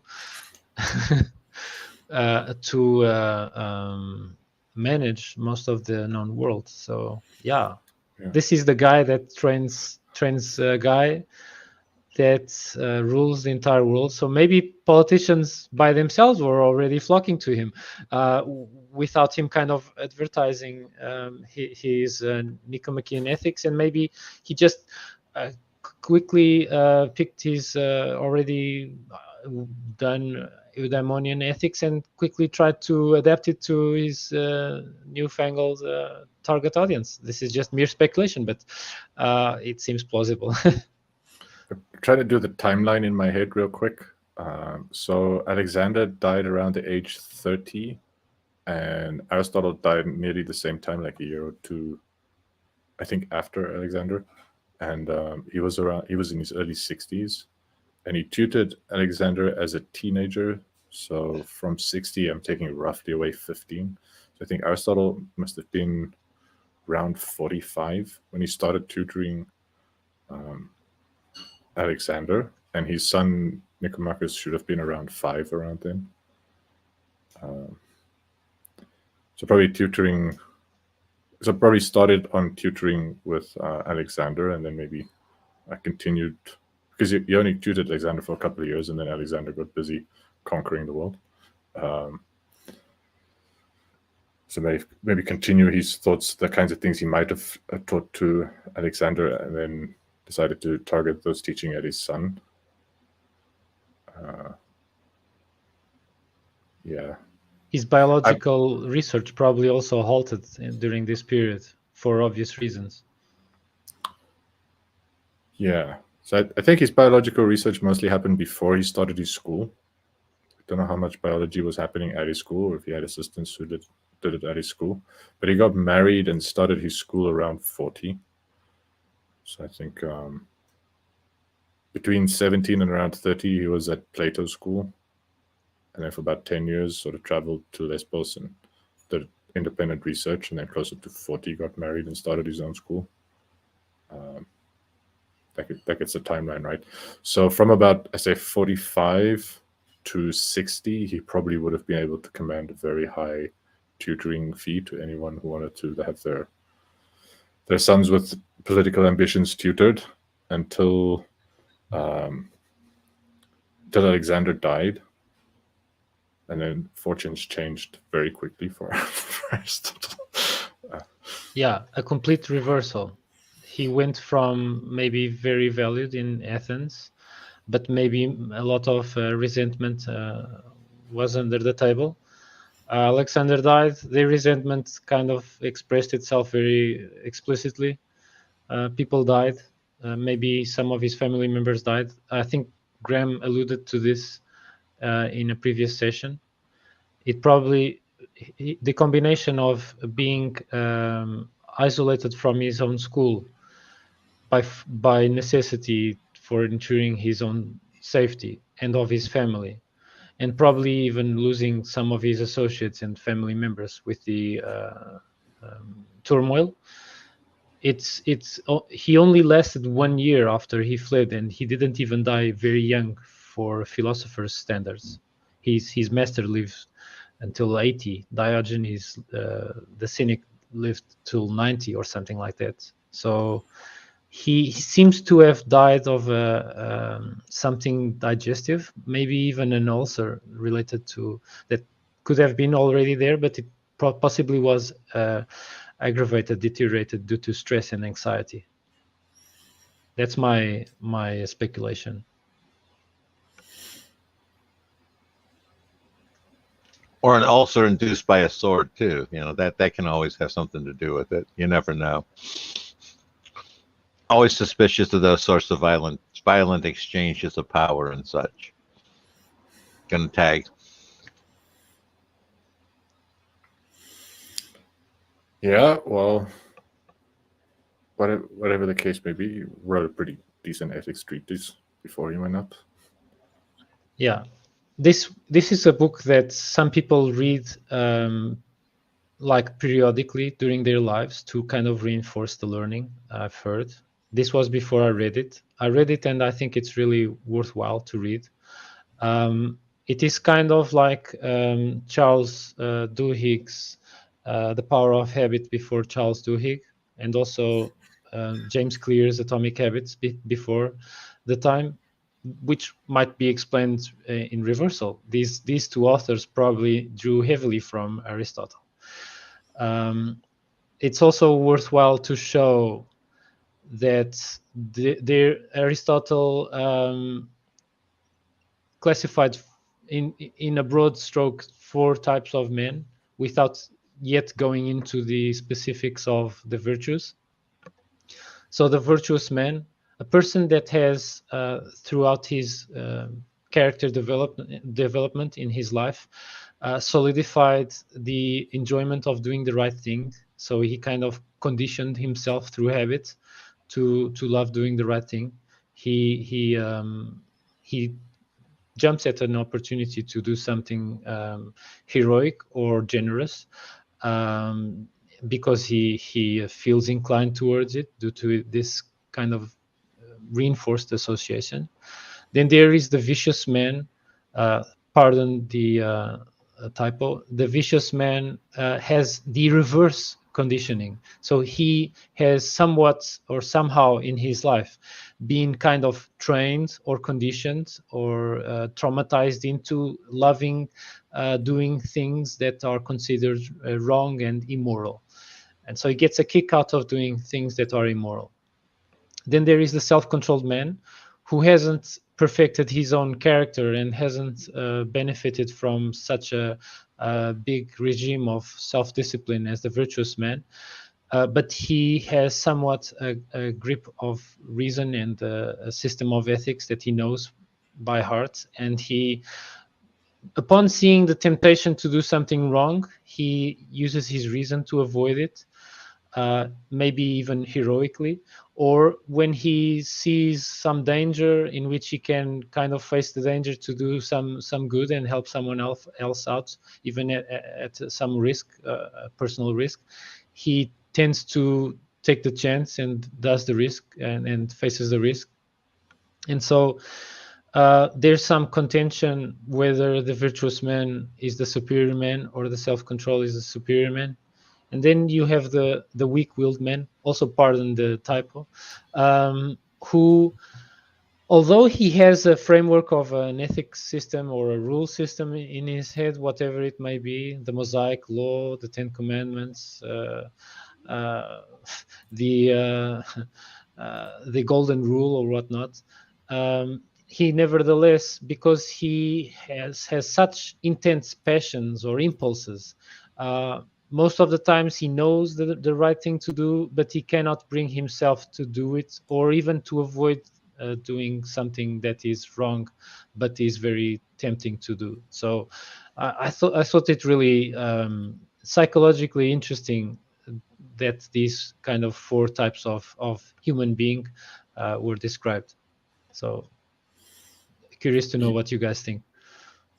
Yeah, so that interestingly puts him at odds with Socrates, who basically said the notion of being weak-willed is contradictory, like it's incoherent. And the Greek term akrasia, sort of knowing the right thing to do, but yet failing to do it due to a weakness of will or having a conflicted will, Socrates taught was impossible. And Aristotle more reasonably said, no, it's very easy to observe examples of it happening, so clearly has to exist, so an account has to be given of it. He does give some account of it, and Adamson gives an interesting critique of the account, which it was like a very fine point, so like a very pedantic kind of critique, but I think Peter Anderson's point was Aristotle doesn't account for people who kind of know the right thing to do, know the wrong thing to do, and then do so willingly. I guess Aristotle would call that vicious, not weak-willed. So I'm not sure if I'm not sure if I understand Adamson's critique there. Just the point is too subtle for me. It was a kind of subtle point. And then, so that was the one point I wanted to make about the Aristotle giving an account of weak-willed people, sort of puts him at odds with Socrates. And then Adamson, interestingly, sort of points out he doesn't always know in every scenario, like from a moral point of view, which is the superior one, the virtuous man who does the moral thing because it brings them pleasure, or they do the right thing because it's a habit and it gives them pleasure, versus the strong-willed person who does it because they know it's the right thing to do, and even though it pains them, they kind of force themselves to do it. And he says it depends on examples. So like in the example of helping an old lady across the street, or like robbing an old lady, he says for a person to have a strong desire to rob an old poor lady and then being strong-willed enough to resist the temptation seems inferior or like morally more problematic than someone who doesn't have the desire to rob vulnerable old ladies to begin with. So in that case, the virtuous man, I guess, would come on top. There was another example where the person, if a person helps an old lady across the street and it brings them immense pleasure. The example he gave was of a soldier on a battlefield. Like the more a soldier has to overcome their terror, they're not wanting to be on the battlefield, and yet they still overcome that terror and they fight bravely or courageously in spite of fear. The more that takes the act of will, the more admirable that seems. I agree with both those points. So yeah, I think those are just like two orthogonal dimensions along which we can sort of judge people's character. We can judge people's having sort of morally praiseworthy motivations to start with, and taking pleasure in moral praiseworthy kinds of things. And then also we can praise people for having sort of discipline in doing the right thing in spite of the fact that they have very normal and rational motivations to do otherwise. So you can say, like, there's nothing wrong with this person's motivational system for them to be terrified to be on a battlefield. In fact, that seems like a rational kind of response to the danger of a battlefield. So they're reasonable in being terrified, so we're not going to judge them for being terrified, whereas it's not so reasonable to have a strong desire to rob vulnerable old ladies. So we may judge that kind of motivation. And then we consider people who exercise willpower, who have greater willpower. It's like that's a positive quality of character, the ability to exercise willpower. I don't know if it's always the case though, because like a lot of people do value spontaneity. So I'm not sure I guess I would be like doing philosophy too live right now to go into that. So I guess I'll stop there. But yeah, those are the comments by Adamson that I thought interesting about these four kinds of people. I was going to say, for me, it almost seems like he's talking about three kinds of people, where you're talking about the virtuous man who's always going to be motivated to do what's good, the vicious man who's motivated to do what's wrong, and then you have men who have various amounts of control. And the ones that are self-controlled are able to override. It's like they're part vicious man, part virtuous man. And the self-controlled ones are able to override the vicious part and choose the virtuous, where the weak-willed men can't override that and tend to go with the choose the vicious, even though they recognize that the virtuous is what they should choose. And it seems to be that's sort of where Aristotle's going with this one. What do you guys think? Tag? I would give a brief intro into how different ethics systems are usually perceived by philosophers as self-exclusionary, and I think it is a mistake. And I give the example that Peter Adamson alluded to when he mentioned the comparison between Kant and Aristotle. Kant is a deontological ethicist. He talks about the categorical imperative as being something that there is a logical progression to arrive at what is the categorical imperative. And then people should embrace the fact that it is logical and realize that by doing it, society is better off. So with a tinge of consequentialist ethic as well there. But nevertheless, Kant emphasizes that it is every single human being's duty, regardless of their character traits, to do what matches the categorical imperative, to do what is right. And so his clear emphasis on duty ethics or deontological ethics. But I think this is just one of the feet of the table. The other feet, I think, are relevant as well. A good and strong education progression through life, whether facilitated by institutions, but especially favored by the individual, by their awareness that it is really important to invest in their character development. So this enters into virtue ethics. The more trained you are to associate morally good actions with something that you can do effortlessly or with less effort, or overcoming smaller barriers to courage or to temperance, it can be easily argued that it is a boon for society, especially if it is more widespread. Then there is also the consequentialist ethic, of which there's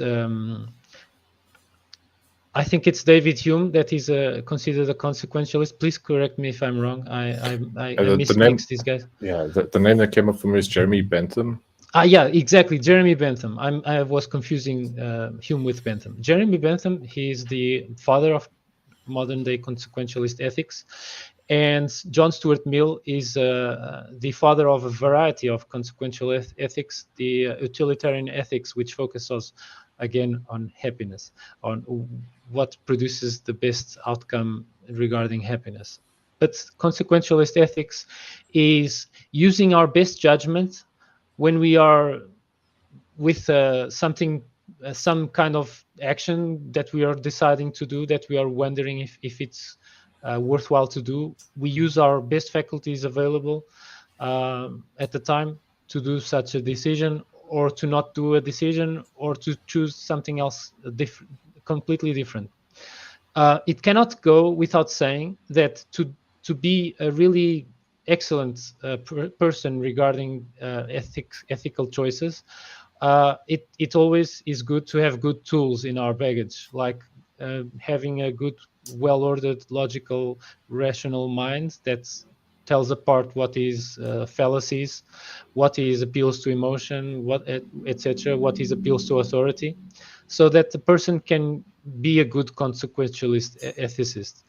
And then there's a fourth kind of ethics that is kind of more shaky, which is you try to, even if you are an atheist, you try to figure out the most perfect human being possible, or divine being, etc., possible, and you try to emulate this being. It's also called divine mandate ethics. So to me, I try to syncretize virtue ethics, duty ethics, consequentialist ethics, and even divine mandate ethics, like I would be inspired by the likes of Xenophanes or Spinoza. So yeah, I would try to be the virtuous man as much as possible, but also to have the most self-control as possible as well. To sum up.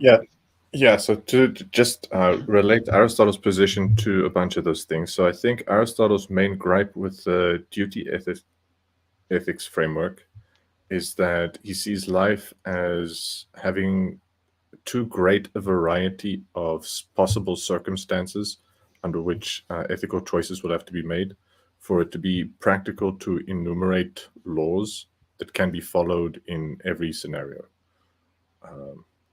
So he went through a bunch of constitutions, and I bet a bunch of them were really complicated, and it was probably clear that different constitutions covered different scenarios, and it was probably very easy to imagine, for even with 157 constitutions, imagine scenarios where none of the constitutions had anything to say. And I think you could say a similar thing about the consequentialist thing, where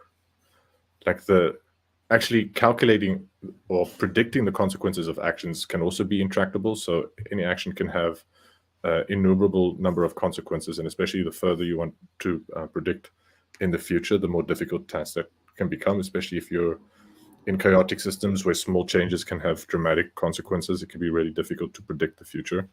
So predicting what kinds of things would have good consequence, or which actions would have the better consequences, even doing that prediction can be as impractical as trying to enumerate laws for all possible situations.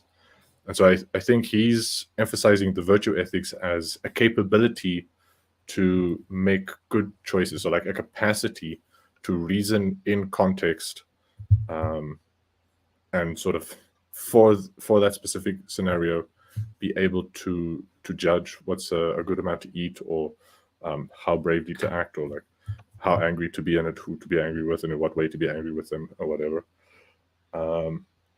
It's also problematic because there are too many situations for people to be able to write laws, something that Adamson didn't notice. Like, also there are too many situations for it to be practical to develop good habits for all possible contingencies. So Aristotle says you sort of learn virtue by habituating, but you will regularly in life encounter situations which you've never encountered before, and hence you don't have a habit for how to act in that situation, and you never had the chance to acquire a habit to how to act in that situation because it's the first time you encounter that situation. And so the same reason why sort of rules is impractical, I think that same limitation applies to virtue ethics. I guess in divine mandate, the question is, how do we know what a perfect entity would do? Like, what source do we have to define what a perfect being would do in every situation? So we've got a bunch of situations again, and I think the divine mandate people may actually agree. Yeah, we can't predict the consequences, but like, by what means can we access divine, a vision of what the divine would do? And I'm sure they have means, so meditation or prayer, or they sort of devout reading scriptures or whatever. I'm not sure that's been proven to work. And so as far as I go, like, all four of these have sort of their issues, but they're also, the way to my thinking, they share something in common that, like, it makes it kind of easier to see the link between them. So that they all concern ways to achieve value or to pursue the good. If I want to be more platonic about it, I kind of think in terms of value more. So I guess with virtue ethics, the emphasis is on character traits, abilities, and competencies that empower you to create value or to act in ways that are value adding. In duty ethics, the notion is that some acts in and of themselves have value, and so, like, there's an emphasis on doing those things that it is value added to do. In other cases, the argument is it's not the act in and of itself that has value, but it's like the consequences if everybody follows this rule is better on with that. Those consequences then have value, which is more similar to the consequentialist. Although someone like Jeremy Bentham would actually advise governments that that's the way they should write their laws. So they should impose duties on citizens based on which of those duties would provide the most, give the most utility to citizens if followed. So there's a strong link between consequentialism and duty there. But say like an economist might go, an individual person may consider the alternative courses of actions and the consequences of those actions and sort of the utilities of those consequences, and then disregard any laws of what they might do, just simply do the thing that has the highest expected utility in any given situation, which would be then different to the duty ethics. They can be linked in dynamic programming problems like Markov decision problems by finding policies, which that's overly technical way of the same thing as finding rules that if the rule is followed on average over long term by different people or by the same person repeatedly, on average following those rules give the highest utility, highest expected utility. And then this divine mandate also have this notion of value that they just sort of frame in terms of like a divine ideal, and sort of projecting some magical way of contacting this divine ideal and manifesting that value by imitating it.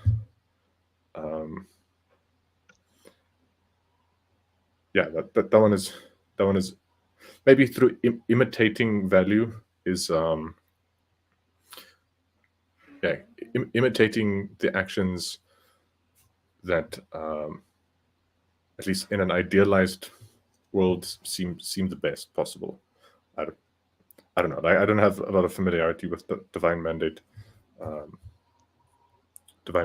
theories.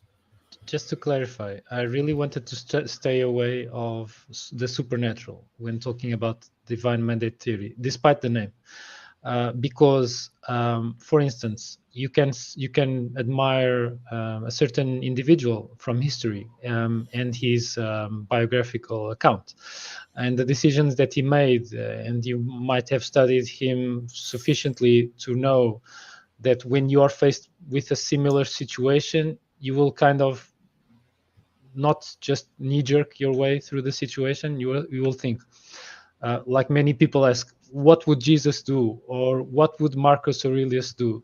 And of course, you're not asking the literal Marcus Aurelius because he's not there, or the literal Jesus. You're kind of trying to conceptualize his life lessons in your mind, and you're trying to modeling from that. But it's, of course, only one of the components of what could be an ethical edifice, in my mind, would be ideally a kind of interrelationship between these different forms of ethics. Yeah, so that's interesting.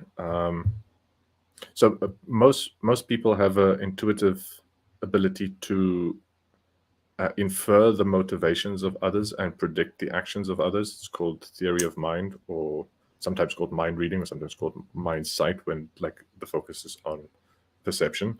But it's an ability people need to get by.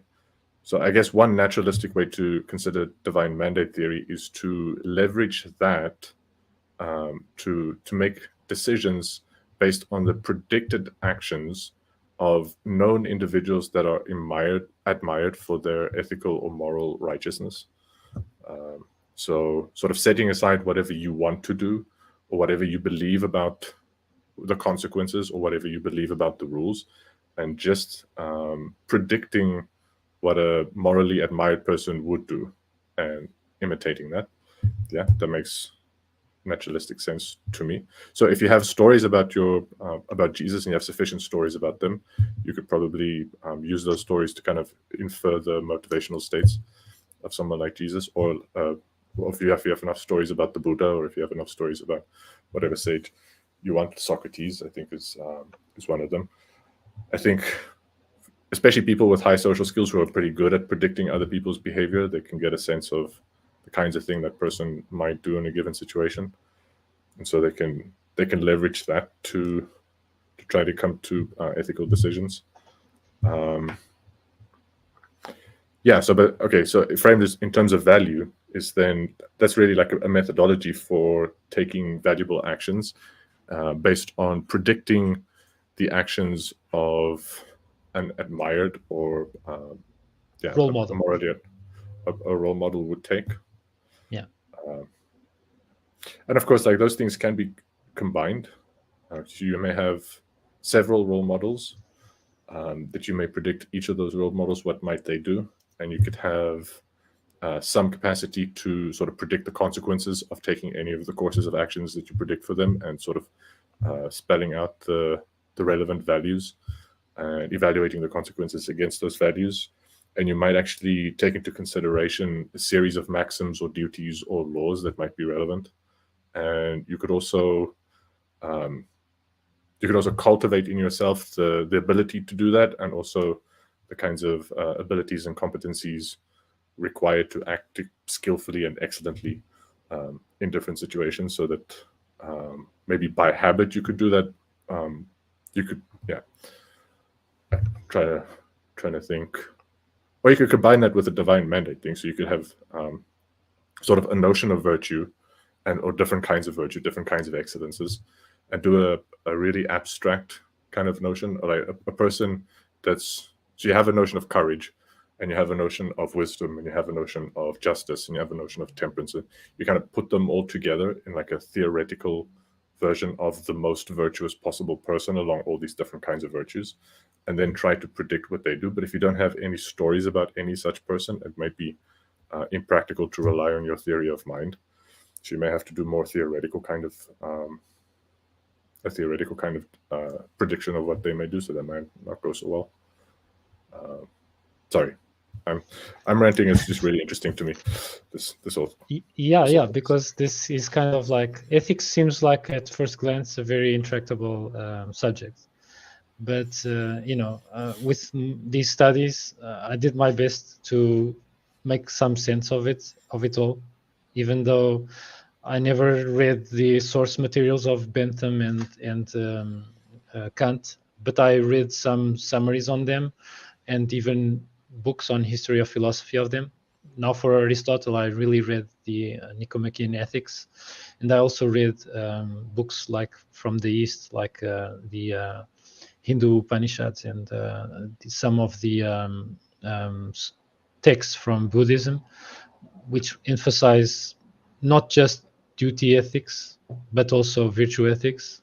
Even though the vocabulary is different, you can clearly see the overlap between different models from the West and from the East.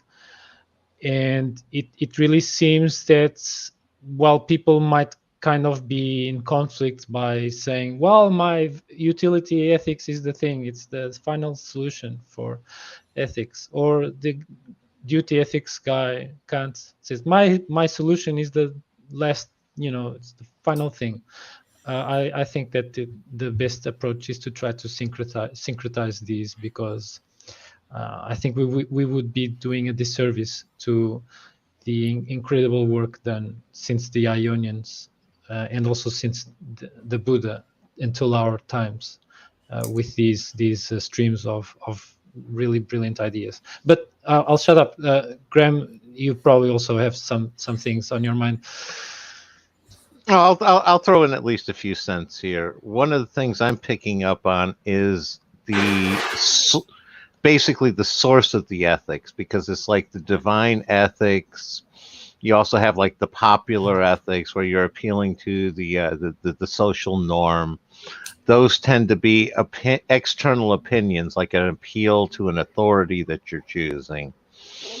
The virtuous and vicious man, they tend to be driven by an internal metric. It's like how they feel about it, what they're personally generating out of the situation. Your consequentialist is basically what's going to be the overall outcome of the situation. They're still based off of they're more of a factual fundamentals off of it. And it seems, like I said, I find it fascinating where they're all trying to balance the various different aspects of it with where you're trying to get it from.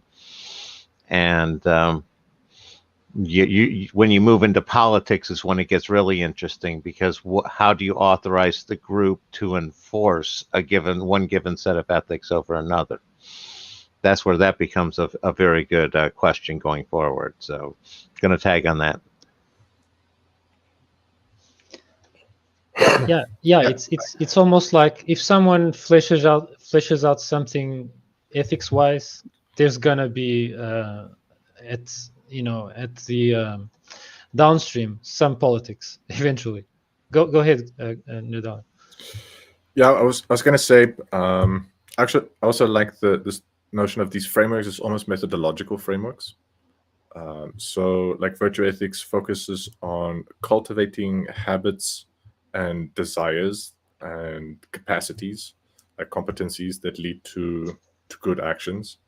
Whereas duty ethics sort of involves learning laws and maybe deriving laws through philosophical investigation, or perhaps through religious study or legal studies to determine what your duty is and to follow duty as a means to virtuous action. Consequentialism requires reflection on the alternative courses of actions, their consequences, and then the utility of the consequences. And divine mandate ways require sort of predicting what a divine role model would do. And maybe more generally, maybe like theoretically more pleasing way would be something like imitation ethics, because some people might go for imitating historical figures, so historical saints. Other people may go for imitating fictionalized, idealized figures. Other people might go for imitating, as Graham alluded, to the norm. So what would a normal person do is, I think, ethics a lot of people follow. And maybe in some situations, probably the most effective social thing to do.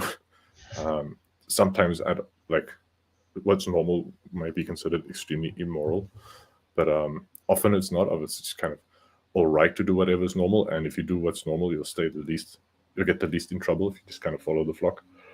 So imitating a norm or imitating an ideal would be sort of like imitation ethics, or like reasoning through consequences and the values of different consequences, or reasoning through applicable rules or laws or policies, or relying on cultivated habits or capacities. And yeah, these things can complement each other fairly easily. The reason I bring it into values, though, is like you can have all these different methods, and each one of those methods may actually lead you to discover that there are fundamentally conflicting values that produce dilemmas. that one method can't resolve for you. And then sometimes you can use a different method that seems to give a clear answer that's maybe neither of the answers that the first method gave you. So say like virtue ethics may have you have like, say, courage pull you in one direction and wisdom pull you in a different direction. And then duty ethics may say like, well, in this situation, there's really only one duty that applies and you do your duty, and that solves that problem.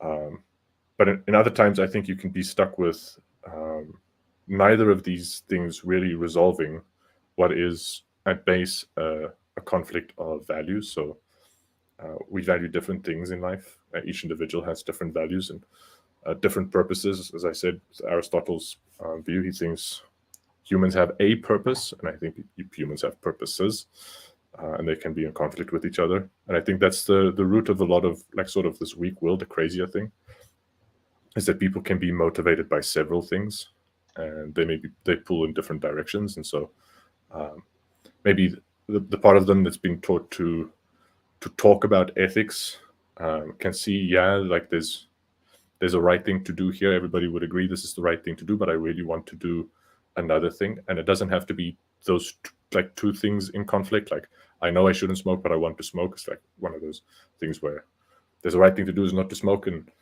a stupid thing to do, which is to smoke. But in some situations, there can be like 5 really not good ideas that may all be really attractive, and say 2 good ideas that are just not attractive, not motivating. And they could be for different reasons, completely different values underlying those the causes of the attractions or the repulsions. And yeah, I think sometimes we run into not even dilemmas, you can call them n-lemmas, where you have n-dimensional values in conflict with each other that are just, there are no unproblematic ways to resolve them. Like whatever we end up doing will prioritize some values over others, and we'll have no objective place to argue from that those things we ended up prioritizing were the correct priorities. And someone who acts as best they can, they have cultivated their virtues, they've considered their duties, and they follow their duties generally. They've considered the consequences. They've sort of predicted what their ideal role models would do, and they've come to a different conclusion. Sometimes that different conclusion, I think, is just reflects different priorities. That's like nobody, as far as I know, has any ground to say are the incorrect priorities when people end up doing different things. And I think that kind of bleeds through inside each of these methods as well. So if we have like the divine role models, so like there are interesting differences between following Buddha as a role model and following Jesus as a role model, or following Confucius as a role model, or following Socrates as a role model. They were different people. They would have done different things in the same situation. It's not like, there's a lot of people believe all religions are driving at really the same thing, and it's fine. You can follow any one of them. You'll get to the same answer. I don't think that's true. I think people actually arrive at, like, different religions arrive at different answers about the same moral questions for many reasons. And same thing with consequentialism. It's like if you do a proper consequentialist thing, you'll do a multi-criteria decision analysis, and you'll have several values explicitly spelled out, and they may be in conflict with each other in ways that you assign weights, but there's no objectively correct way to assign weights. You sort of ask the decision maker, what are your priorities? And different decision makers have different priorities. The same decision maker can have different priorities at different times, which sort of links to this idea of like virtue ethics. Like if you couldn't willfully change your priorities over time, virtue ethics would make no sense. And sort of back to Aristotle and Peter Adamson, one of the criticisms Peter Adamson gives of Aristotle's ethics is that there seems to be a moral element of moral luck, where you need to be in a community and grow up in the right sort of social circumstances that you can develop the right habits of mind. And if you don't, you're kind of screwed. He doesn't consider the fact that, at least for modern people, for many people, it's not always the case. So I think just inevitably there is some amount of moral luck that comes into play,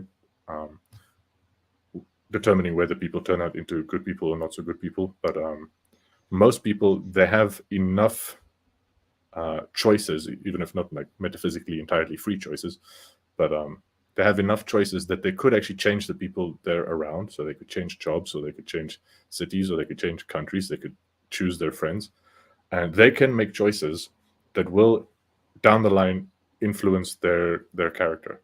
So you can sort of structure your life to willfully cultivate virtues. And so by the time you're 50, the person who spent from their teens or from whatever age trying to organize their life in such a way that it's conducive to the cultivation of wisdom and courage and justice and all those kinds of things, will probably end up being more wise and just and courageous than the person who kind of just goes with the flow and sort of indulges in whatever's normal. It's not normal for people to just randomly develop wisdom. So if you just randomly amongst a bunch of people, but you laugh, but like there's empirical studies. So the degree to which wisdom can be quantified, the correlation between age and wisdom between the ages of 18 and 16 is essentially zero. So like people just generally don't by accident grow wiser as they grow older. There's sort of specific study and specific life experiences and reflecting on life experiences and contemplation and engaging with people in certain ways that is required for the cultivation of wisdom. And people can choose a lifestyle that will be conducive to that. And so their character at the age of 60 is partially up to the choices they make at 20 and 30 and 40 and 50. It's not set in stone based on where they grew up when they were 2 or whatever. They don't have a lot of choice about what happens to them at the age of 2, fair enough. And that does make a massive difference. So there is an element of luck. I don't know that the fact that luck is a thing is sort of is that harsh a criticism of him, because it's not the only thing. That was again a very long rant. I apologize. You seem to have done a fair criticism of Aristotle for sure, but even if unintended, you seem to be doing a quite harsh criticism at our contemporary society, because we have not institutionalized the acquisition of the full range of our potentials. We are not actualizing in a common sense our full potentials in several aspects, in what we could describe as virtue ethics. We are, for the most part, not becoming like consistently from age 20 to age 50 a person that loses their stage fright and does speeches without any trembling whatsoever or butterflies in their stomach whatsoever, and they just speak to a crowd, whether of 10 or 10 million, without any problems, without any kind of almost any physiological effects whatsoever. This is possible to train in this really narrow example of courage, which really is courage. When people speak in groups to a group, they are kind of facing the irrational and unconscious fear of death, because when people expose themselves so much to a group, they are exposing themselves to the risk of being cast away out of the tribe in a very primitive and deep sense. And if they are cast away out of the tribe, they are as good as dead. And so this is an attempt at explaining why people work their courage when they speak in public regularly. And in contrast, why people actually have butterflies in their stomach and feel a kind of anxious and fear when they are just about to do a musical performance or a speech in public.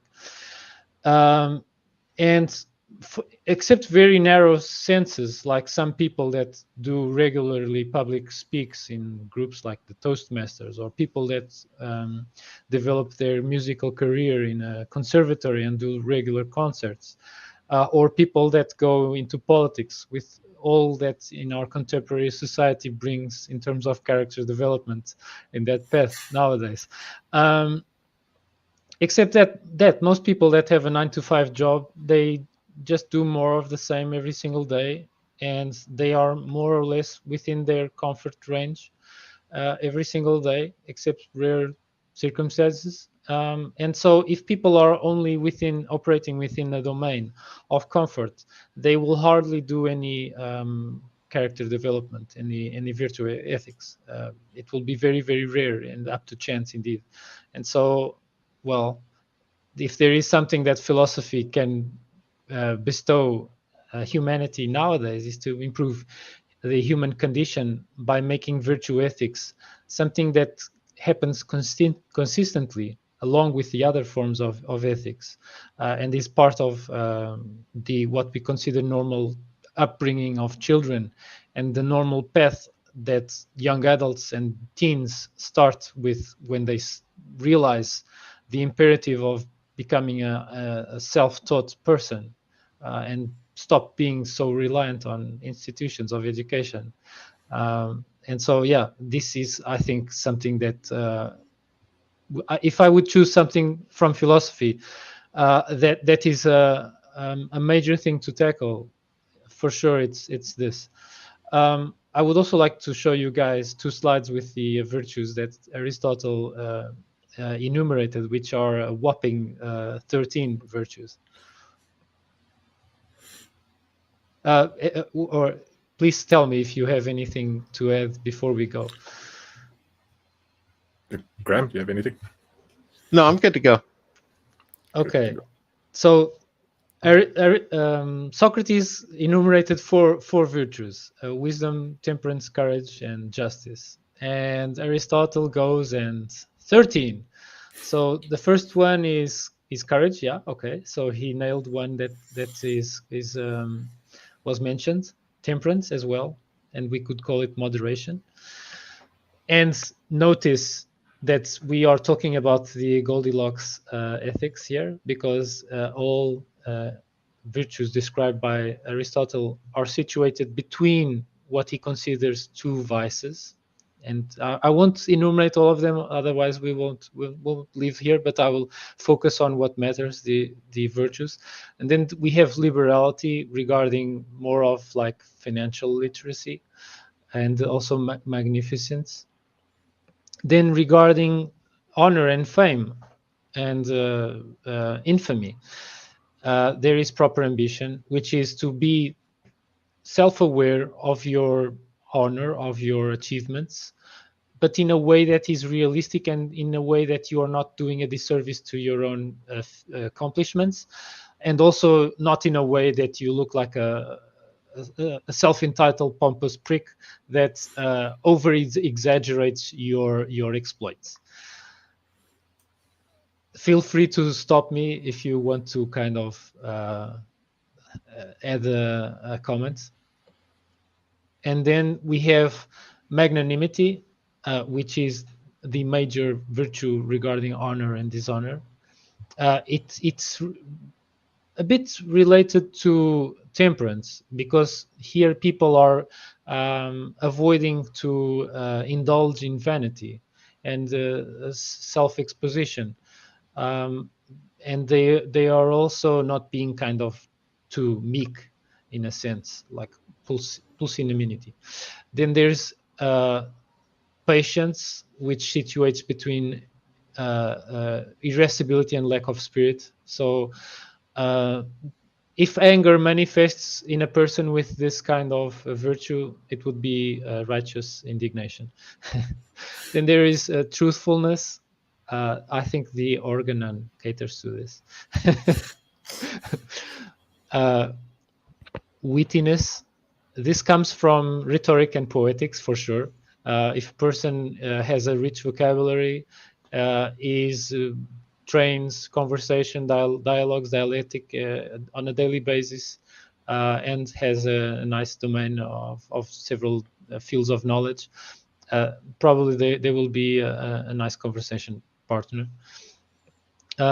Then there is social conduct, where proper friendliness is a virtue, and so it's a person that doesn't overextend their kind of boundaries, but also keeps really good boundaries. They say yes to other people to hang out with them, but they also say no, and they don't kind of become slavish friends that say yes to everything that other people tell them. Then there is modesty, which this I think has to do with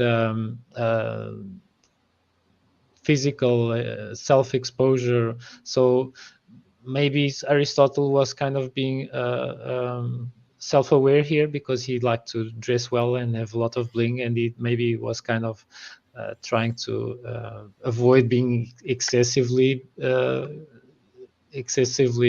decorated and ornamented. So and also this has to do with how a person could be regarded introverted or extroverted. So not too much of one or the other. Okay, so here we have actually the righteous indignation thing, so between envy and malicious enjoyment. So I've studied this from a long time ago, and I don't remember enough to go, for instance, into this one here to explain why it is between envy and malicious enjoyment. But I think it has to do with being a vengeful person or being a just person in a sense of justice. So he doesn't even express explicitly justice in any of these virtues. But maybe this one is the closest one. Go ahead, guys, and feel free to ask me to go forward and backwards, comments, etc. Yeah, I'm sort of interested in how he clarifies the meaning of these things. So in a table like this, it's clear like the Greek vocabulary is maybe carves up virtues slightly differently to what at least I'm used to in English vocabulary and sort of from positive psychology of virtues or whatever. So in order to understand, say, what he means by eidos or modesty, he does give this indication that there are these other two words that eidos falls in between. Does he give really clear examples, like a long list of examples of each one, or does he try to do the thing he does in his biology, where he sort of gives a premise and then sort of a genus of things and then a species of things, sort of give an analytical definition? Because I've never read the Nicomachean Ethics, so I'm a little curious about how does he do both those things. If I remember correctly, he alludes to a conceptualized man, and he describes the shameless man and what he does, and gives a few examples of the shameless man in action, and then the shy, bashful man, what he's doing, and then he describes that the modest man is neither shy nor shameless, and he gives arguments why, and gives also examples how this modest person is behaving. That's the general gist of how I remember it. But I would need to go back to it and really know for sure. But this is the overall feeling that I have for how he describes his virtues. No, thanks. It's interesting. Yeah, definitely. It seems like he doesn't have a virtue unless he has the pre-existing extremes on either side to start with. So. Yeah, exactly. Yes. Curious how much in those examples he draws on fables like Aesop's fables, or from some of the mythology like Homer and Hesiod and stuff. Well, at least Peter Adamson, when he was describing the let me see which one, maybe magnificence or proper ambition, one of these. Actually, honor and dishonor, I think it was magnanimity and proper ambition.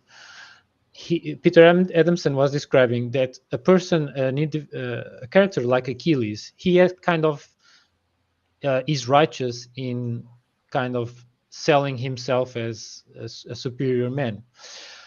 But if one of us who never did the feats of Achilles would kind of behave like Achilles in presenting ourselves to others, we would probably be indulging in philotima or excessive ambition and vanity even. So it seems that the gist here is to be as realistic as possible in regards to this virtue here, to this magnanimity and proper ambition.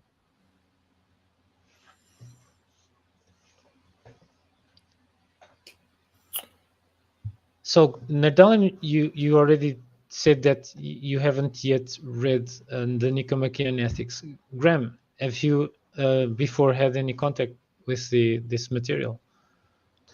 Just in summary form. I've never sat down and read a translation of the original. No. I can say that I would probably never have read this book if it were either in an ebook or a paper book format. Probably I would take like 20 years reading it at the rate at which I process in that form. But in audiobook form, I managed to go through it fairly quickly and take notes and whatnot. So yeah, this is completely related to people's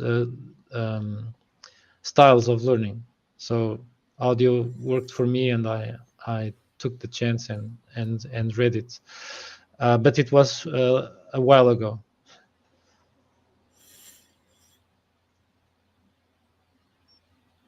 I only have a final slide on ethics, and it relates with how ethics relates to friendship, which was also a very big emphasis on part of Peter Adamson and Aristotle as well. So let's see here. So Aristotle makes virtue sound really worth having, beneficial characteristic of his ethics. Of course, he also mentioned that externalities also kind of count. It's really important that if you are a virtuous person and you are very poor, you might have less opportunities to exercise your virtue, in contrast to if you were wealthy. If you were wealthier, you could do like a hero of my city did. He kind of founded schools for orphans and impoverished children, and he ended up doing a lot of good. While if this guy with his virtues, he never was born in a wealthy family, he would have maybe these kinds of dreams, but he would never accomplish them in his lifetime. So yeah, I kind of agree with Aristotle on this point by giving you guys this example that is very close to home where I'm standing. And then there is this criticism about are other people just kind of instruments for us to exercise and train our virtues and kind of refine our virtues? Are we just instrumentalizing other people to develop our character? Is it just that? And then we end up kind of feeling good at practicing virtues. So a criticism I would make is, well, relationships are not as one-dimensional. Even though we come together here and we benefit each of us from learning this material here and also from conversation with each other, we never really know, and often we are surprised by each other and by each other's character traits, as well as we are progressively knowing about each other's character traits and kind of having more reasons to value each other based on our knowledge of each other's character traits. So I would try to address this criticism this way by using a really attended example. Yeah, so I think the criticism is a fair one. There doesn't seem to be much by the way of care for others. There's friendliness, and there's the sorry, can you go maybe back to the Yeah, slide? sure. To see if anything relates there to sort of generosity or helpfulness or I guess social conduct. We have friendliness. Yeah. That's I think the closest he goes towards charity. Yeah, so being genuinely concerned for the well-being of others and happy when things are going well for them, and unhappy when things are not going well for them is something that's ideal in both Christianity and Buddhism, as far as I know. I bet a bunch of other traditions also, but that doesn't come through strongly in this. So I think it's maybe from the angle of some other traditions, this seems a little self-centered and a little I'm like excessively concerned with being excellent rather than being good for others for their sake. I think that's just a genuine limitation of Aristotle's thing. It could, like his whole system could easily be extended just to include that. So maybe something analogous to the social conduct to be caring. So I guess you could be too caring. So you could be excessively altruistic and self-sacrificial. You could also be excessively selfish. You could sort of be caring in the middle of those. So it wouldn't be too difficult to just expand this to include that kind of thing. So the framework seems easy enough to include that. It's just an accidental feature of it that he doesn't include that kind of thing. It doesn't appear to. Interesting point I wanted to make about or something is interesting to me at least, about the relation between this sort of virtue ethics and what you called divine mandate. Yeah. Where in divine mandate, it's still an exemplar-based method, but they would use positive examples and like not a large number of positive examples, so one person or like one divine being, and then lots of examples of how they behaved in different situations, but as the good example of right conduct, whereas this seems mostly geared on bad examples, which I'm assuming is mostly from Greek literature, because their stories and poems and theater and fables and stuff are just chock full of dumb people and vicious people and dumb animals and vicious animals and vicious gods doing all kinds of vicious things, and sort of bringing order to that and sort of trying to saying, well, if you can sort of strike a balance between these two vicious acts, you might actually find something that's virtuous. So like building a notion of virtue out of bad examples, whereas the divine mandate thing would build the notion of virtue out of a positive, good example. But sharing this feature that they're example-based rather than rule-based, as a duty ethics or deontological ethics might be. And yeah, I guess consequentialists also don't use examples. So that would make like the divine mandate and the virtue ethics closer together on at least that aspect of sort of ethical methods. And then I would, before we move on, I would like to talk a little bit about Aristotle on friendship. But I think for what we've been talking about right now, maybe we should give Graham a chance first.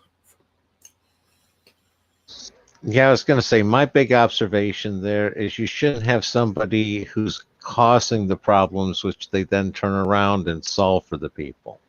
That just seems to be just a bad idea overall. And just the structure would tend to allow that one, and just autistic in me just wants to call that out. We can move on to friendship now. Tag. Wait, I'm not sure I understood that. Well, it's based off on the next slide, where you have somebody who wants to go around it, helping people, but the people need to have problems. So it's like somebody who basically, sets a fire and then solves people, saves people from the fire, sort of thing. Like they. You mean like the Athenians who said you need protection from who? Us. Don't join us. Exactly. Tag. Yeah, that's really thought-provoking and amusing as well.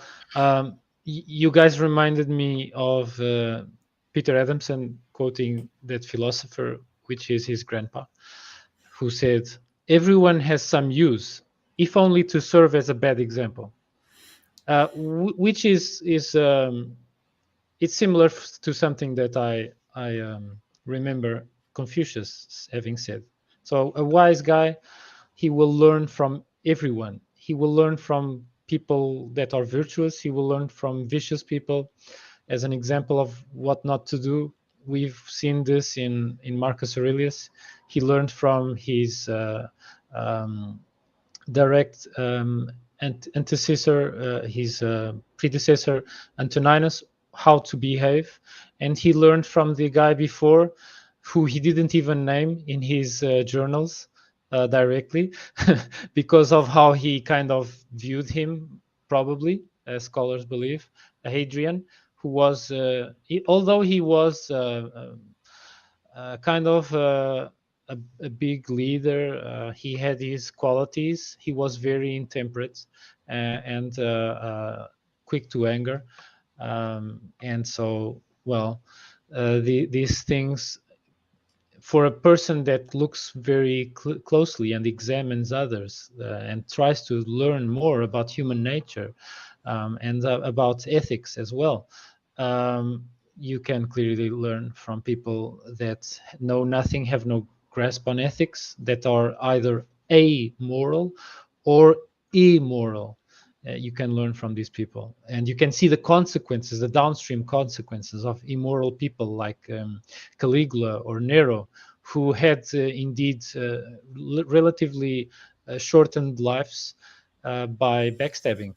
And it's a fascinating thing to see in history, leader figures that were notoriously tyrannical and despotic to go down with a bang and violently, while people like Marcus Aurelius, although there are exceptions to the rule, of course, Marcus Aurelius died of natural causes, of course, by the plague, and not by some backstabbing person that was fed up with him, because people even loved him for the most part. And so, yeah, I think also that the arrangement of these virtues, they are not kind of haphazardly put together. Maybe they are kind of catering toward the audience. After all, we are probably talking about these political aspirants that probably they are not kind of looking automatically to the good of their peers. They kind of want to progress individualistically. And so maybe Aristotle, when he expressed being at the service of others, it was mostly at the service of the polis, and not at the service. He didn't emphasize so much being at the service of peers as such. So, yeah, I think it might have to do with his effort to adapt this ethical material to the target audience that flocked to him, apparently.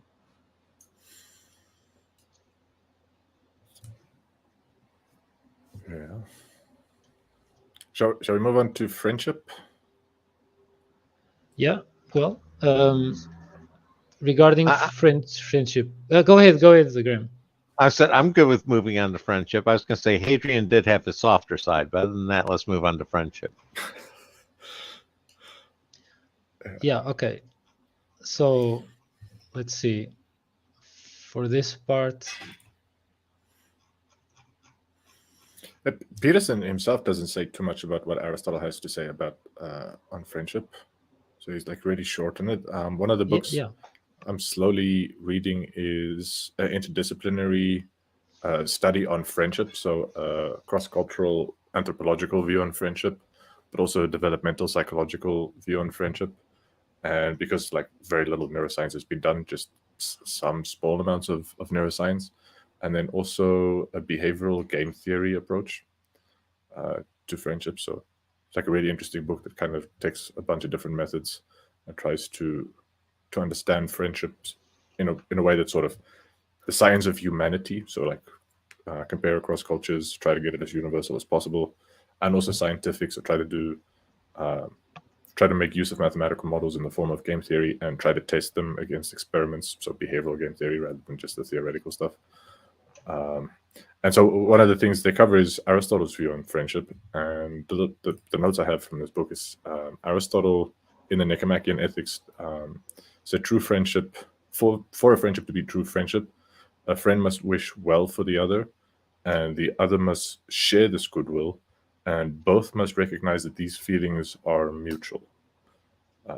So key distinction. Adamson doesn't say this at all. He sort of says that real friendship can only happen between virtuous people based on mutual admiration that's sort of justified or like rational admiration for each other. So like unvirtuous people can't rationally admire each other because they're not admirable, and so they can't be friends. At least that's the summary Peterson gives. But then, I mean, you don't necessarily need to admire someone to wish well for them. So this that strikes me as something quite interesting. And then another thing that I thought was quite interesting was, I think Adamson was just saying how Aristotle sees things. So I'm not sure if it's Aristotle's view or Adamson's view, but I think it's Aristotle's view that sort of in these three kinds of friends that you have on top here, the friends of utility is an unstable and therefore unsatisfactory kind of friendship, because circumstances may change the utility and then the friendship may dissolve. And similarly with friendships of pleasure who enjoy doing the same activities together, the enjoyment may change and therefore the friendship may change. But then supposedly character doesn't change. Is that what I'm supposed to make me infer? So like friendship based on mutual admiration of each other's characters? I would say that good friends bring the best of each other out. So even though each of us, we don't have the character of a god, basically, and probably we never will, we can kind of function both as sharpening stones for each of our character traits, basically. Kind of like one hand washes the other. Sometimes we try to think try to have conversations with ourselves, but these conversations with ourselves, which we call thinking, they will never be as effective at promoting dialectic as we have among each other. So I think it's way more effective when different people are involved that bring different backgrounds, different perspectives, different life paths, different sets of knowledge, etc. It's completely another kind of league when a group of people are together and the goals are more aligned with stuff that is timeless. Like each of us, we want to figure out what is, in a sense, in a broad sense, more than we want to kind of further some kind of goal that is self-centered and maybe at the expense of the goal of another. If you guys understand what I'm aiming at.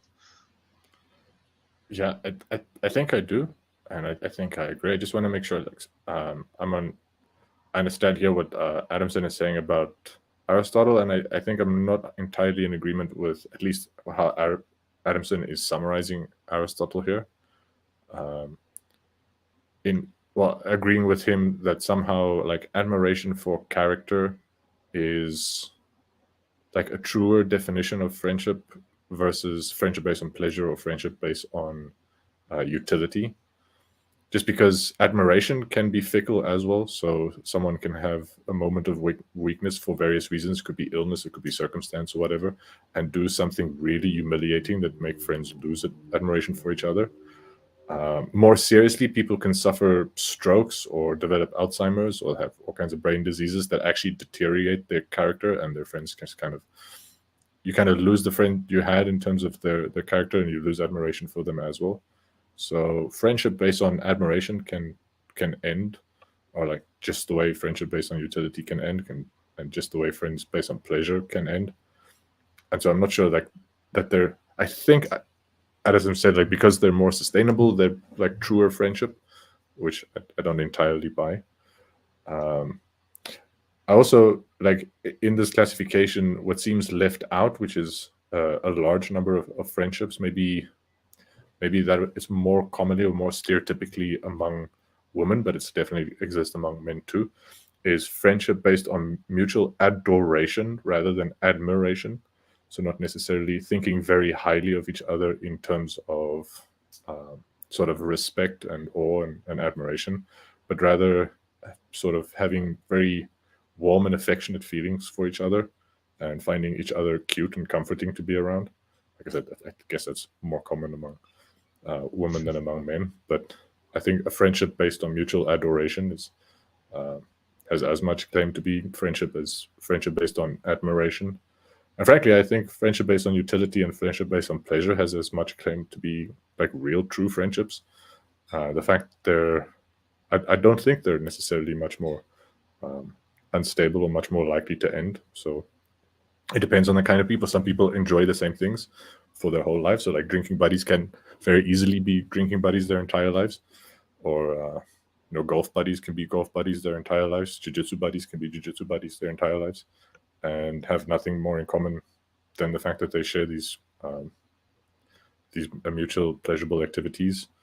And yeah, people in relationships of mutual aid, especially in communities where there's a bit more hardship, where resources are a bit more scarce, can also easily be lifelong relationships. So I don't know. Aristotle seems to be a little heavily invested in excellence and admiration and honor, as sort of Greek guys of that time seem to be all about honor, and well, pride and honor seems to be valued highly among them, and humility and modesty not so much, and care not so much. But yeah, I do think, if you want to say friends of virtue, where friends want well for each other, including sort of not just material success or material wellness or circumstantial wellness, but also want to see and support each other grow as people. That's the kind of friendship that seemed to me more rare, more difficult to find, and therefore I tend to prize it more highly than, say, friendships of utility or friendships of pleasure. Like, it's easy enough. They're like in our culture. Well, I say in our culture, it just seems very easy for me to go online and find sort of job seeking and recruitment portals and like career oriented meetups, and you can meet people who are interested in furthering their careers, making money, making ends meet, and sort of getting by. So, and finding people to work together, like finding colleagues. I think like a colleague is mostly what you might call a friendship of utility in modern society. Relatively easy versus finding sort of companions on the path to cultivating virtue. Not so easy, and it feels a little weird to tell people you're even into that kind of thing. Like, this is the kind of person I'm looking for. I'm not as good a person as I wish to be. I think there are things I can do to become a better person. I want to find other people who agree, have the same feeling about themselves, and sort of mutually support each other in becoming a better person. It's like an odd thing to go on the internet and tell people, say I want a new job. That's easy. I want a wife. That's easy. Or I want jiu-jitsu buddies, or I want drinking buddies. Like there's some friendships that are quite easy to even like figure out how to start those kinds of relationships. A friendship of virtue seems more rare, and I think just based on what I know about the psychology of scarcity, I think that may influence me quite heavily to place like a exceptional value. Yeah, exceptional value beyond the absolute value.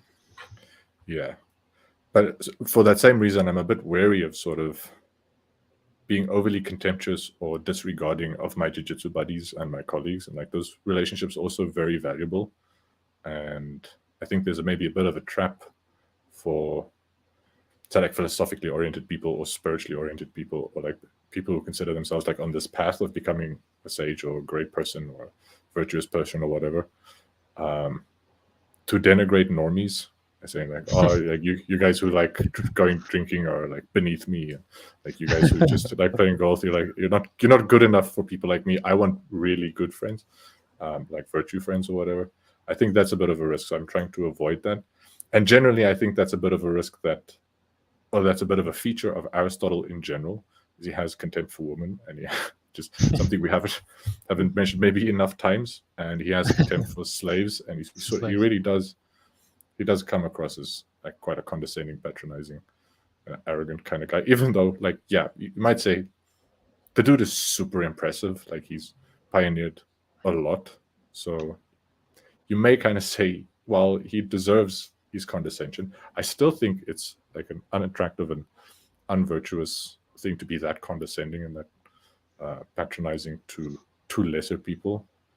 I don't know, my own values, even people who are highly accomplished, while I don't expect them to be in denial and downplay their own accomplishments, I sort of expect them to be warm and kind to people with lesser accomplishments still, and not be all condescending and mean about people who have accomplished less. And I think lots of people share that. I don't think that's very uncommon. So I think we like accomplished, impressive people who are also still humble and down to earth, and don't walk around as if they're these like elevated beings who can trod on people and it's okay because they've earned the right to trod on people.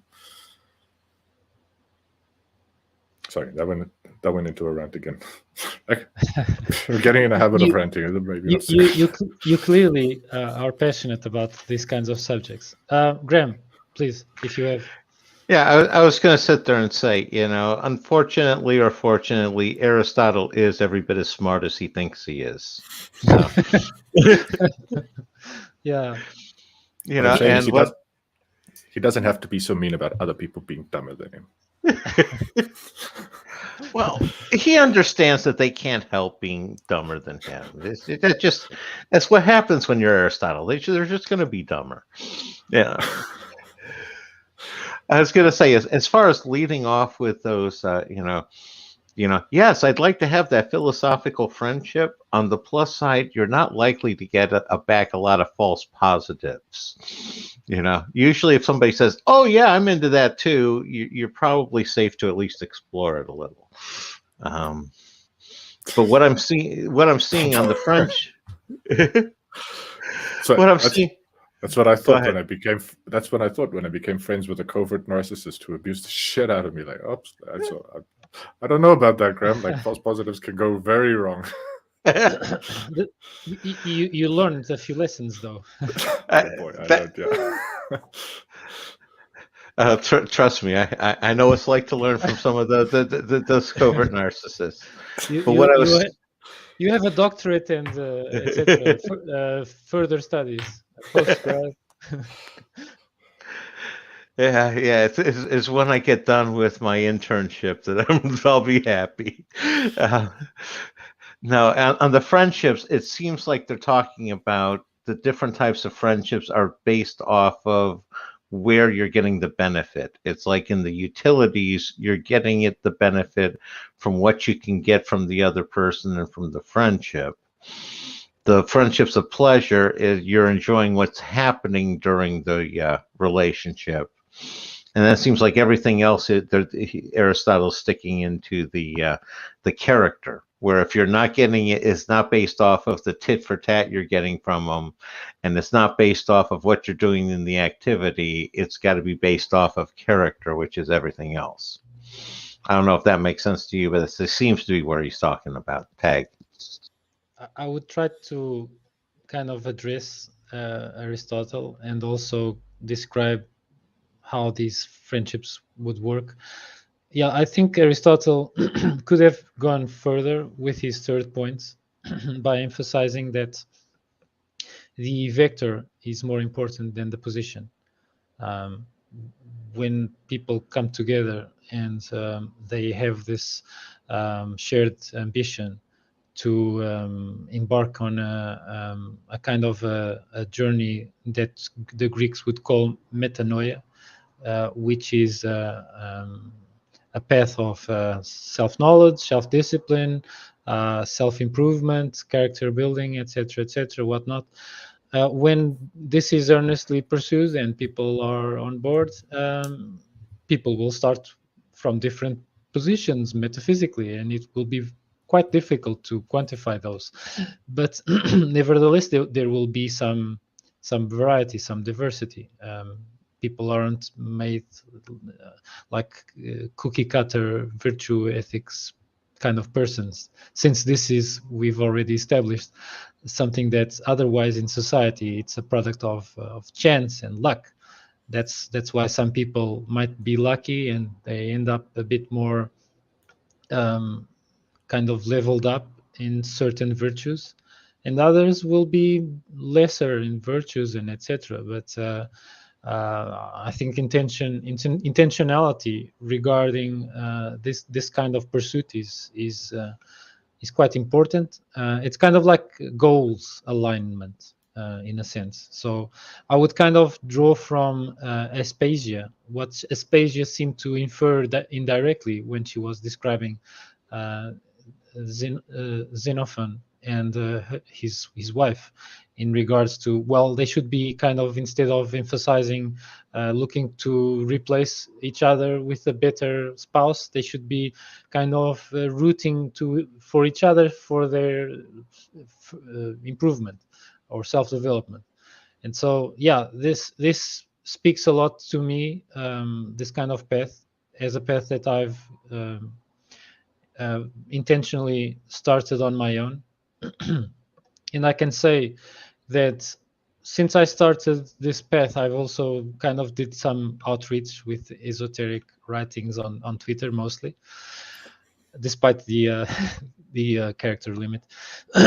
But I've met some really interesting people that I've thought quite a bit about, what is the chance of me having a fallout with these people, even though they might kind of mess up sometimes, or have a mistake, or might have a bad day or something like that.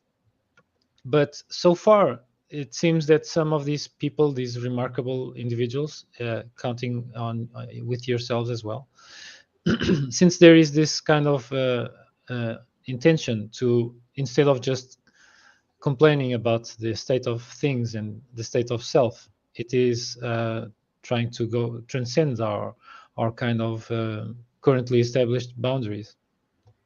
And so I can say that in my personal experience, I've been meeting increasing numbers of really interesting individuals with whom I can see pretty easily the development of these kinds of relationships of friendship, in which the development of character is a big thing, and there's a back and forth in which people help me and I help themselves, and in the process everyone gets benefits in regards to character development. So I just think that Aristotle either didn't flesh it out because he was so busy doing so many things at the same time, or maybe it was kind of like intentional because he wanted to quickly output this material just to serve the target audience. So he didn't kind of go into the self-development arena. But I'm kind of aware of this field because I studied Siddhartha, who went very, very deeply on this. Yeah, we'll get to Siddhartha soon enough. Actually, yeah, we've well, after Aristotle, we'll take a bit of a break from the Greeks, and for a little while take a look at some African philosophers and also some Indian philosophers. So that's probably not too far off until we talk about Siddhartha in some depth.